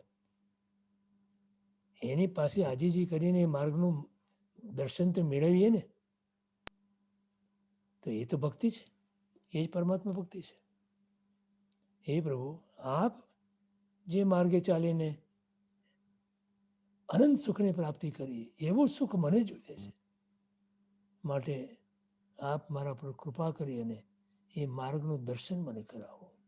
એ જ માર્ગદર્શન છે. એ અરિહંત પરમાત્માની કૃપા છે. તો બોલો, આવું એક ચિંત્ય વસ્તુ આપણને પ્રાપ્ત થાય એવું જે બતાવી શકીએ એના પ્રત્યે તમે કેટલો અહોભાવ હોય. એક સારો વેપાર કોઈ બતાવે આપણને અને આપણે કંઈ કરોડપતિ અબજોપતિ થઈ શકીએ તો એ વ્યક્તિ પ્રત્યે આપણે કેટલો અહોભાવ આવે છે. એના પગમાં જઈને પડીએ આપણે. અને અહીંયા પરમાત્મા આટલું બતાવે ને એના પ્રત્યે તમને અહોભાવ ના આવે? એનો ઉપકાર વેદાય નહીં તમને? પડે ના વેદાય? ક્યારેક વેદે અને ક્યારેક ના વેદે, એવું કેમ બને એવું? ઓલાએ જે માર્ગ બતાવ્યો, કે જે વેપાર બતાવ્યો, કે જેના કારણે હું કરોડપતિ થયો કે અબજોપતિ થયો, એને આપણે એક ક્ષણ માટે વિસરતા નથી, ભૂલતા નથી. અને જ્યારે મળે ત્યારે એના પગમાં પડીએ આપણે, કે ભાઈ તે તો બહુ ઉપકાર કર્યો મારા ઉપર, હું સાવ દોરી લોટો લઈને આવ્યો હતો અને તે મને આ બતાવ્યું, અને આજે મારે જાહો જલાલી છે, તારો કેવી રીતે ઉપકાર હું વાળી શકું. આવું પરમાત્માએ જે આપણને બતાવ્યો મોક્ષ માર્ગ, આપણે જ્ઞાન થઈ જવાના, એમના પ્રત્યે આપણને આમ ક્ષણે ક્ષણે, સમયે સમયે અભાવ ના આવે?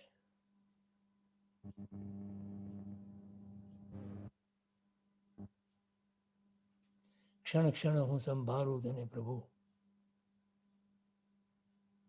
બોલો.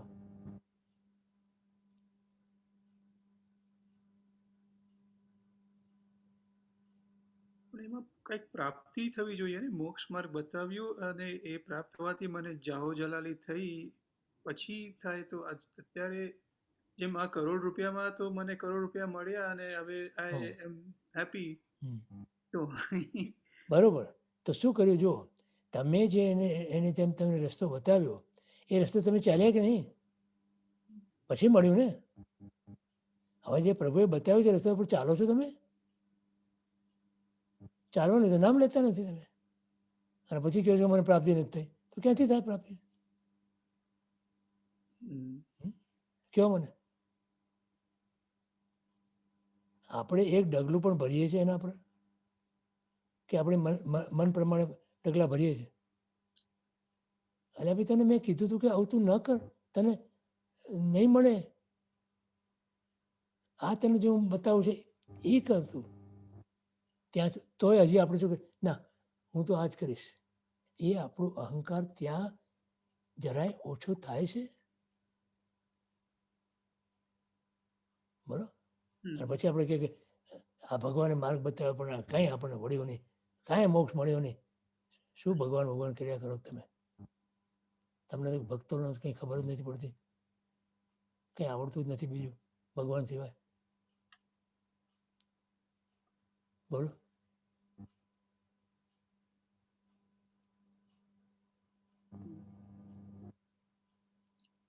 શું કહો છો તમે? એ માર્ગ પર એક ડગલું ભર્યું છે ખરા?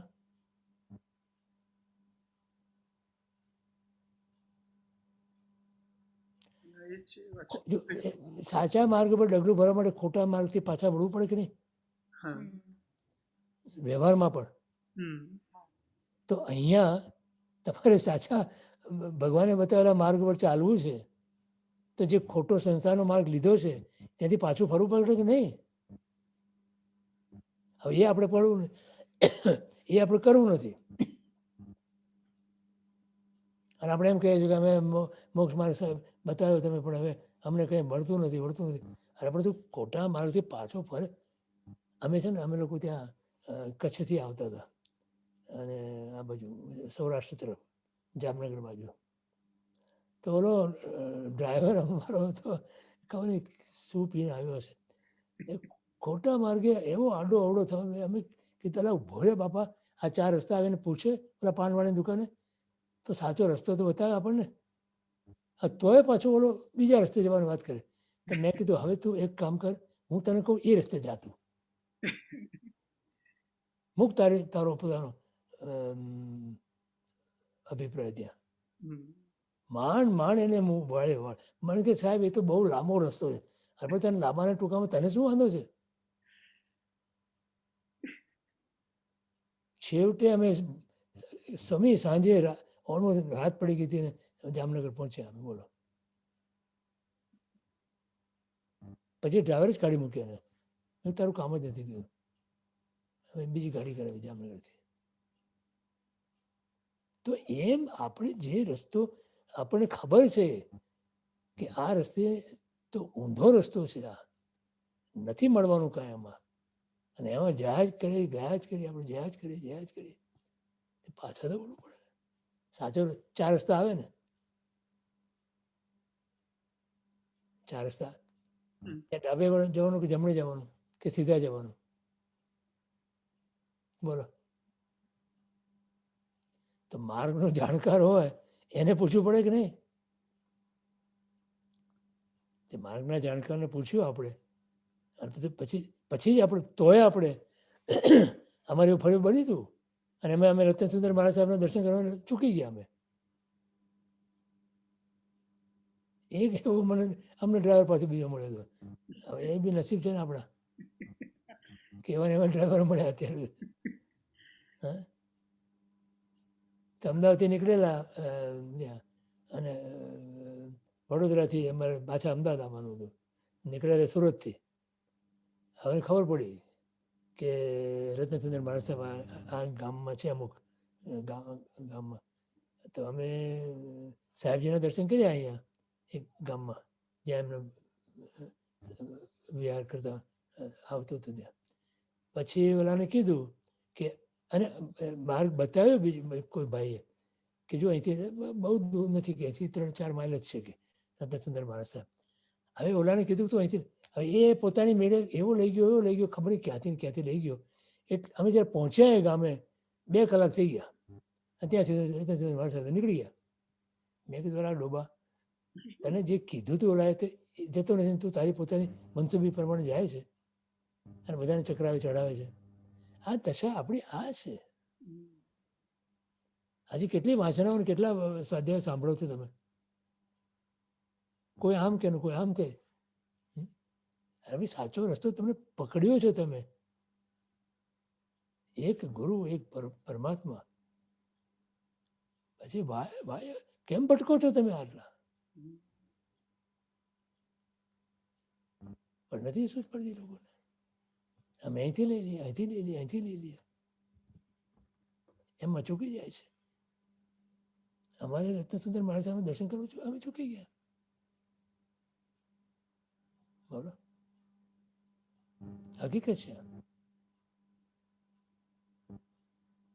True incidence. અને આવું જ બને છે આપણે બી. એક માર્ગ આપણને પકડાઈ ગયો, સાચો માર્ગ. એક ગુરુ આપણને મળી ગયા, એક ભગવાન આપણને મળી ગયા. પછી ભટકવાની વાત જ ક્યાં છે? કન્વિક્શન આવવું જોઈએ ને કે આ this is it, and connection તો આવે જ નહીં તમને. તમારી એવી ક્યાં એવી તાકાત છે ને ક્યાં એવી શુદ્ધિ છે કે તમને આવું કનેક્શન આવે? બોલો. માટે પરમાત્માને સોંપવાનું છે આ. હે પરમાત્મા, તમે મને કહો કે મારે શું કરવું, અને પરમાત્મા તમને અવશ્ય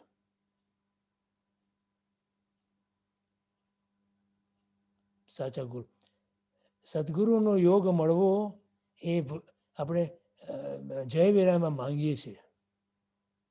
ખરું? કોની પાસે માંગીએ છીએ? હાલી મારવાલી પાસે માંગીએ છીએ? હા, આપણે શું કરીએ છીએ અત્યારે? હાલી મારવાલી પાસે માંગીએ છીએ કે અમને રસ્તો બતાવો, રસ્તો બતાવો, રસ્તો બતાવો. અહીં તો જય વિરામાં પરમાત્માને પાસે આપણે માંગીએ છીએ કે હે પ્રભુ, શું ગુરુ જોવું, મને સદગુરુનો યોગ કરાવી આપ. અને પરમાત્મા તમને અવશ્ય, આટલી શ્રદ્ધા તો તમને હોવી જોઈએ કે નહીં? ગુરુ સદગુરુનો યોગ કરાવી આપે, એમાં કોઈ મીન મેખ નથી. બોલો, કેટલા ઉદાહરણો આપું તમને, બોલો એના માટે. તમે ભગવાનને પ્રાર્થના કરો સાચા હૃદયથી, અને તમને સદગુરુનો યોગ ન મળે, 3 કાળમાં ના બને. બોલો.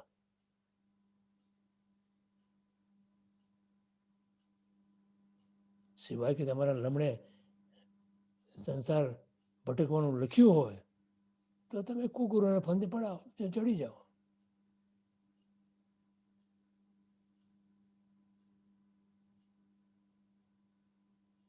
હમ. તોય પણ જીવ સમજતો નથી. બોલો,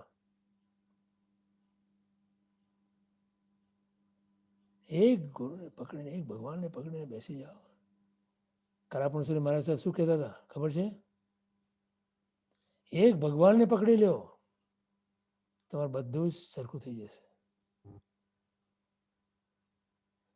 હા, ભગવાનને તો પકડતા નથી આપણે.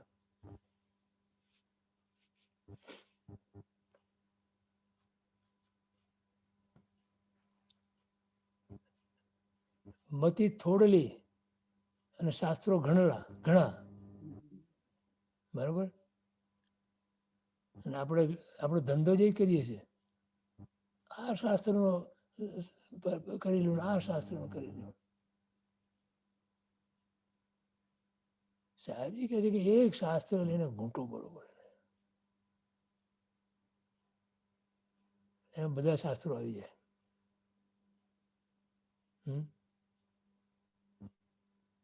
એક ભગવાનને પકડી લો, બધું જ તમને મળી જશે.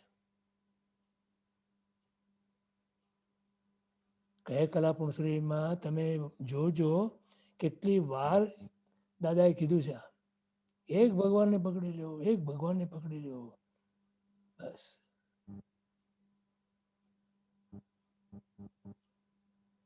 આપણે તો બધાથી ડાયા ને.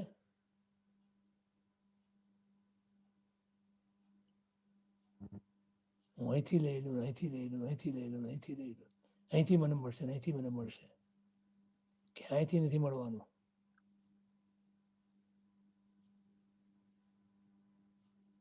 આંખ બંધ કરીને અંદર ડોક્યું કરો. મુક્તિ દર્શન મહારાજ સાહેબ કહે છે એ પ્રમાણે એકાંતમાં બેસી જાઓ.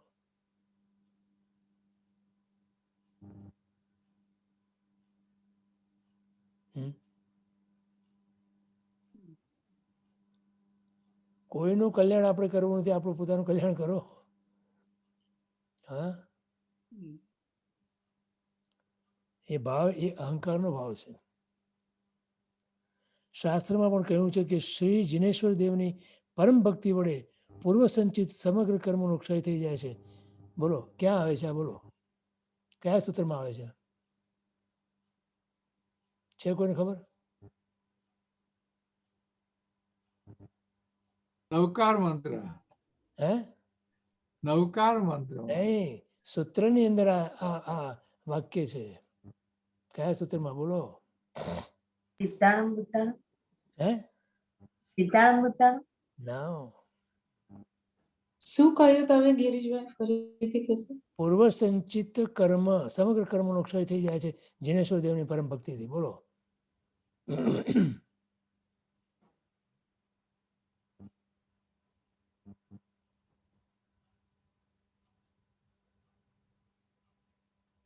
વંદિતુમાં આવે છે. કયું સૂત્ર છે? બોલો. દુઃખ કા કમખ સમાહી મરણ છે બોલ્યા. નો નો નો નો નો ચિર સંચીય પાપણાસણી. હા હા જી ભવ સહસ્રણી. હા, જી બોલો.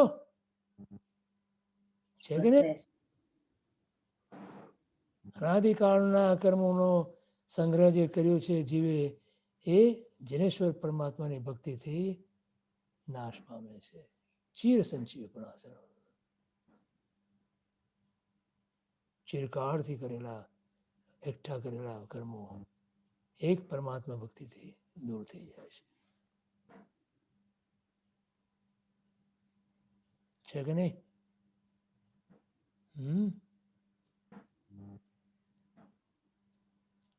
કેટલી વાર પ્રતિક્રમણ કર્યા? બોલો. અર્થ નથી કરે ને, એટલે હવે અર્થમાં હમણાં જોડે. અરે વંદિતાના અર્થ કર્યા. એટલે અર્થ કર્યા. 2 વર્ષ ચાલ્યા હતા, 2-2.5 વર્ષ ચાલ્યા હતા. અરે વાહ.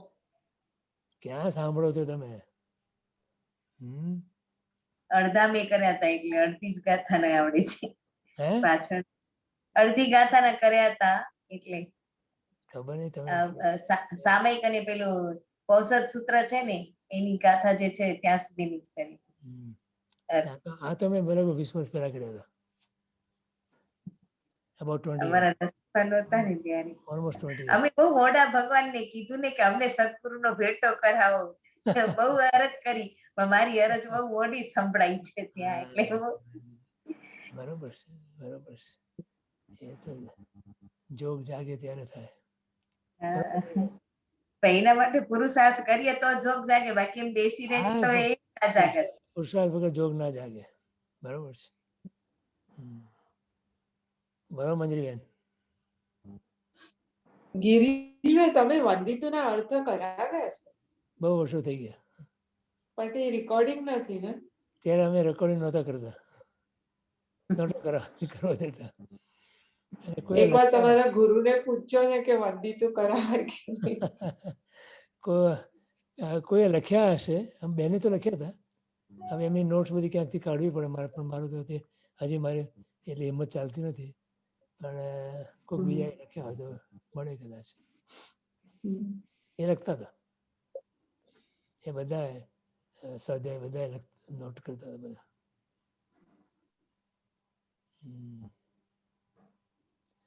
ફરી વાર ના થાય એવા, એ જે થયા છે ત્યાં. જે આપ દ્રવ્ય અને સોરી નિશ્ચય ને વ્યવહારનો સંમેલન કરીને સમજાવો છો ને એટલે વધારે આનંદ આવે છે. એમને એમ તો એમ જ છે, ભગવાને એવું કહ્યું છે, ક્યાંય એકલો નિશ્ચય છે જ નહીં અને એકલો વ્યવહાર પણ છે જ નહીં.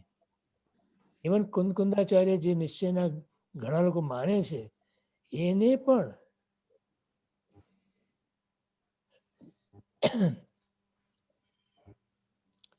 પોતે સમયસર લખે છે ને, એની શરૂઆતની અંદર જ કહે છે પોતે આ વાત. અમે અમારા આત્માનો વૈભવ બતાવવાના છીએ આ ગ્રંથની અંદર, અને કેવી રીતે બતાવવાના છે એ લખે છે ત્યાં. પરમાત્મા, સદગુરુ,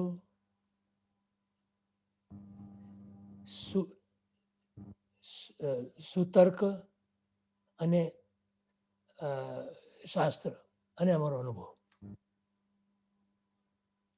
આ રીતે અમે તેમાં 3 તો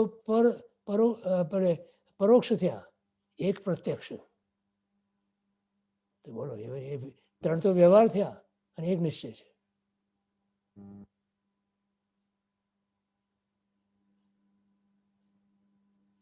સમજાય છે? બોલો, આ કુંદકુંદાચાર્યની વાત કરું છું કે જેમને લોકો એમ માને છે કે નિશ્ચયના આગ્રહી હતા. ના, એમના જેટલું સામંજસ્ય એટલે સમન્વય તો કદાચ કોઈ નહીં કરી શક્યો હોય.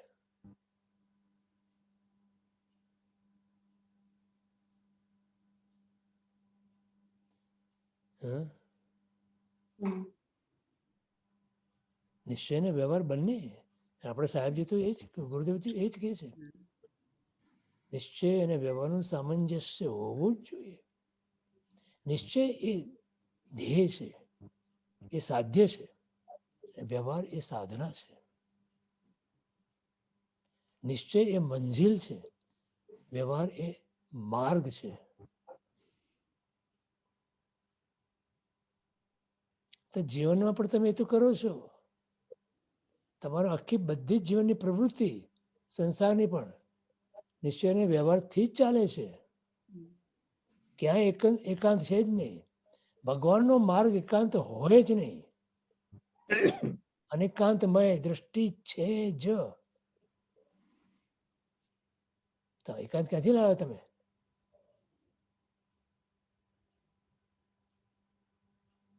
છતાં એ જોવામાં આવે છે કે જેને વ્યવહારની રુચિ હોય એ વ્યવહારનો જ મનમાં કે, અને જેને નિશ્ચયની હોય એ નિશ્ચય. એટલે આ બહુ રેર છે. Even though it's very like you said that, and સંસારમાં તો આપણે એ જ કરીએ છીએ. So it in a way it's obvious, પણ ધર્મમાં એવું નથી થતું. અને કેમ નથી થતું? કારણ કે આગ્રહ છે ત્યાં, અહંકાર છે, અહમ, બધાનો અહમ. કોઈ ક્રિયા જડ થઈ રહ્યા, શુષ્ક જ્ઞાનમાં કોઈ માને માર્ગ મોક્ષનો કરુણા ઉપજવી જોઈએ. જ્ઞાનીને કરુણા ઉત્પન્ન થાય છે પોતાની, કે આ લોકો એક બાજુના લોકો એવા છે કે જે કેવળ ક્રિયામાં જડતાથી કરી રહ્યા છે અને બીજા ખાલી નિશ્ચયની વાતો કરી રહ્યા છે, શુષ્ક જ્ઞાન. અને બંને એમ માને છે કે આ જ મારો મોક્ષનો માર્ગ છે. મેજોરિટી એમની જ છે. આઈ ફીલ લાઈક કે there are very few people પણ who મેજોરિટી ખાડામાં પડતી હોય તો આપણે ખાડામાં થોડું પડવું છે. આપણે તો માર્ગ લેવાનો છે, આપણો માર્ગ છે એ. બોલો તો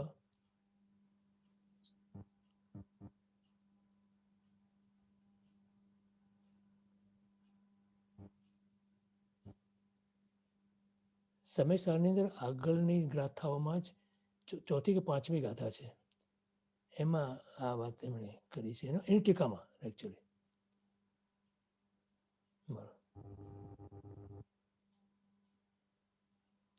અમે અમારા આત્માનો વૈભવ બતાવવાના છીએ, અમારા અનુભવ. પણ અનુભવ ચોથો નંબરે, પહેલું પરમાત્મા, બીજું ગુરુદેવ, ત્રીજું નિમિત્ત શાસ્ત્ર અને ચોથું મારો અનુભવ.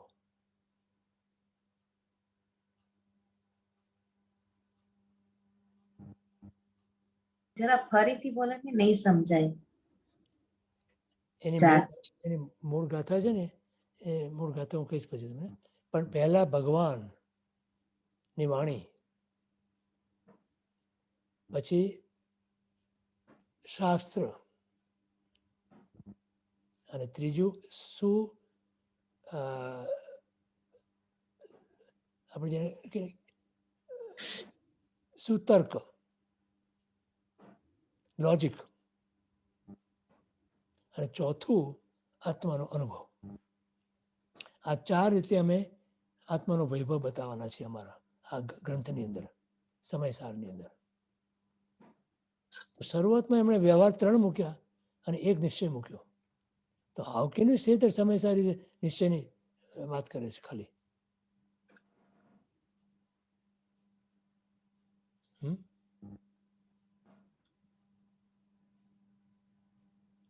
પછી આગળની ગાથામાં એમને કીધું ને કે વ્યવહાર માર્ગ ઇઝ ઓનલી ફોર ધોઝ જેમને ભાષા નહીં આવડતી હોય ગામના લોકોને એવી રીતે છે. હા, તો પણ ખરેખર માર્ગ તો નિશ્ચયનો છે. That's how it gets interpreted. એ ધ્યેય તરીકે તમારે સ્વીકારવાનું છે. અને એના માટે અજ્ઞાની લોકોને ખબર નથી. જેમ કોઈ ભાષા આપણને ના ખબર હોય તો આપણને વસ્તુ ના સમજાય એ શું બોલે છે. માટે એની ભાષામાં તમારે વાત કરવાની છે. તો ભાષાનો આધાર તો લીધો કે નહીં? વસ્તુને સમજવા માટે કોનો આધાર લીધો? બોલો. એમ નિશ્ચયને સમજવા માટે વ્યવહાર તો આવે જ.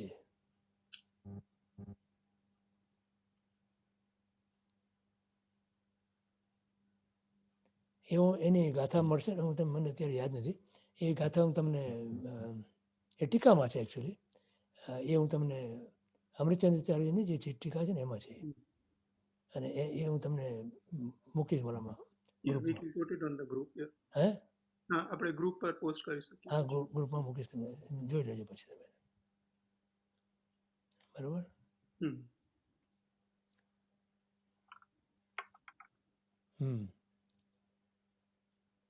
કારણ કે શ્રી જિનેશ્વર પરમાત્મા જ સર્વોત્કૃષ્ટ ગુણી અને સર્વોત્કૃષ્ટ ઉપકારી છે.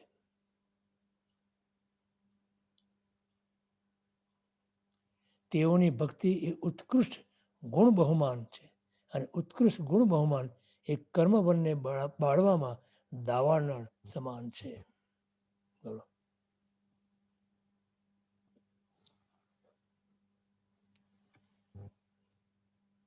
ત્રીજું આવે છે વંદના. ઉત્તરાયણ સૂત્રની અંદર પ્રભુએ પહેલું અધ્યયન મૂક્યું, વિનય અધ્યયન. બોલો કેમ? અને 12 તપની અંદર ધ્યાન એ સર્વોત્કૃષ્ટ તપ છે. ધ્યાન એ સર્વોત્કૃષ્ટ તપ કર્મોને બાળવા માટેનું અમોઘ શસ્ત્ર છે. અને એ ધ્યાનની પ્રાપ્તિ માટે એના પહેલા સ્વાધ્યાય મૂક્યો, કે જે સ્વાધ્યાયનો અર્થ છે અંતર્મુક્તા. અને એ અંતર્મુક્તાની પ્રાપ્તિ માટે 3 સાધન મૂક્યા. આભ્યંતર 3 સાધન મૂક્યા, બાહ્યમાં 6 સાધન મૂક્યા, અને આભ્યંતર 3 સાધન મૂક્યા. એમાં પ્રાયશ્ચિત, વિનય અને વયાવચ.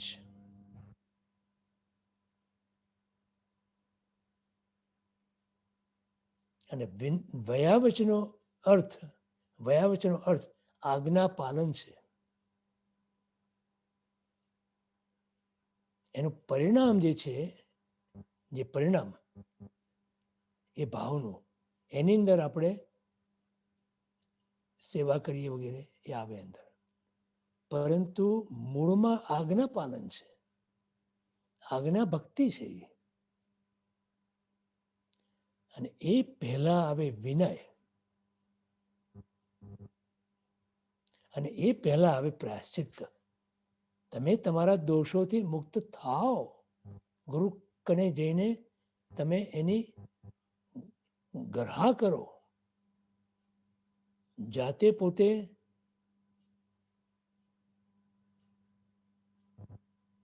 એનું પ્રાયશ્ચિત કરો, પોતે નિંદા કરો પોતાના દોષોની, અને પછી ગુરુ પાસે જઈને એની ગરહા કરો, તો એ પ્રાયશ્ચિત બને. અને પ્રાયશ્ચિત જ્યાં સુધી તમે એ દોષોનું પ્રત્યાખ્યાન નથી કરતા, ત્યાં સુધી એ પ્રાયશ્ચિત અધૂરું છે.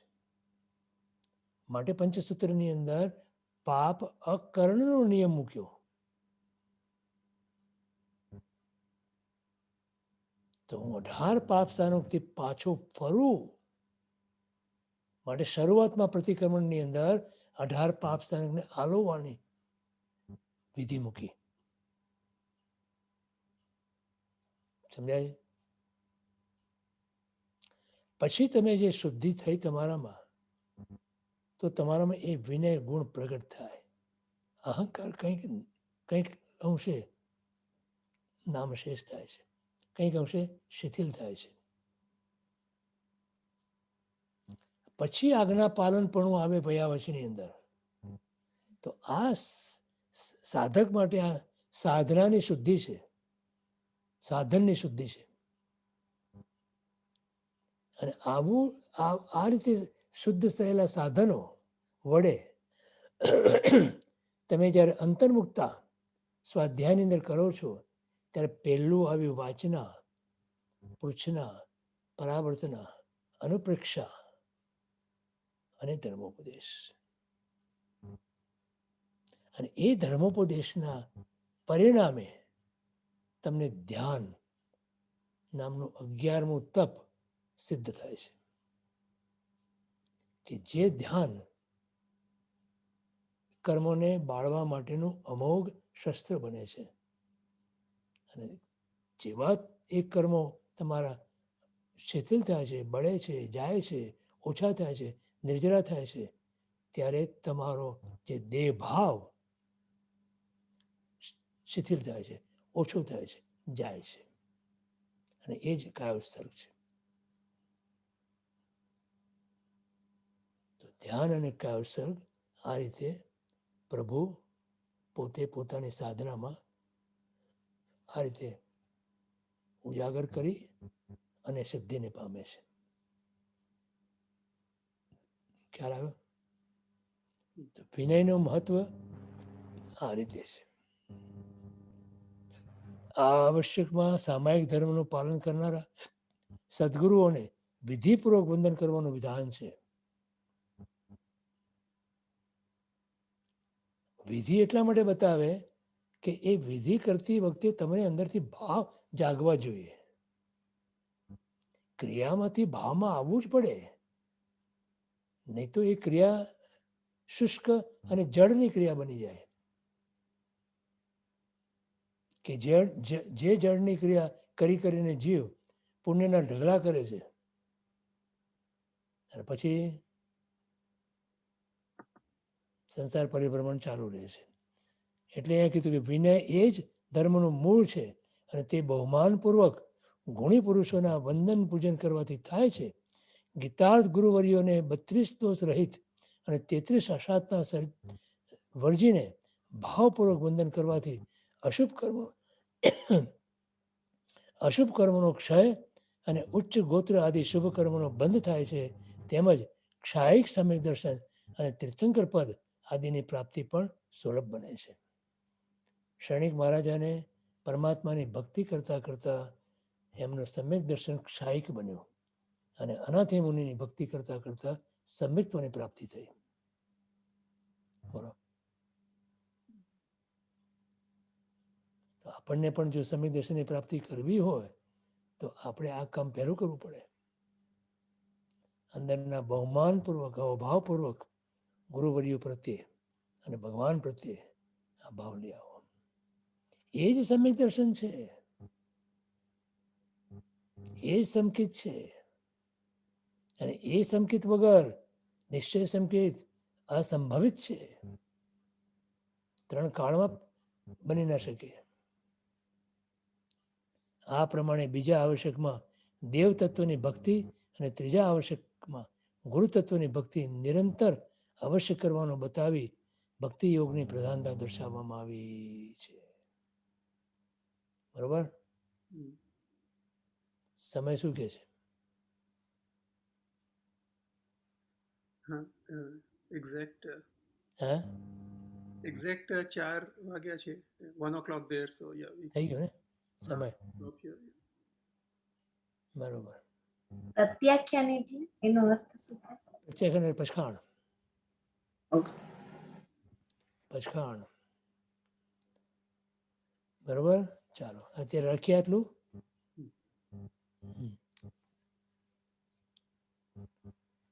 સર્વમંગલ માંગલ્યમ સર્વ કલ્યાણ કારણમ પ્રધાનમ સર્વધર્માણમ જૈનમ જયતિ શાસનમ. સદગુરુ દેવ કી જય. મહાવીર સ્વામી ભગવાન કી જય. જય જય.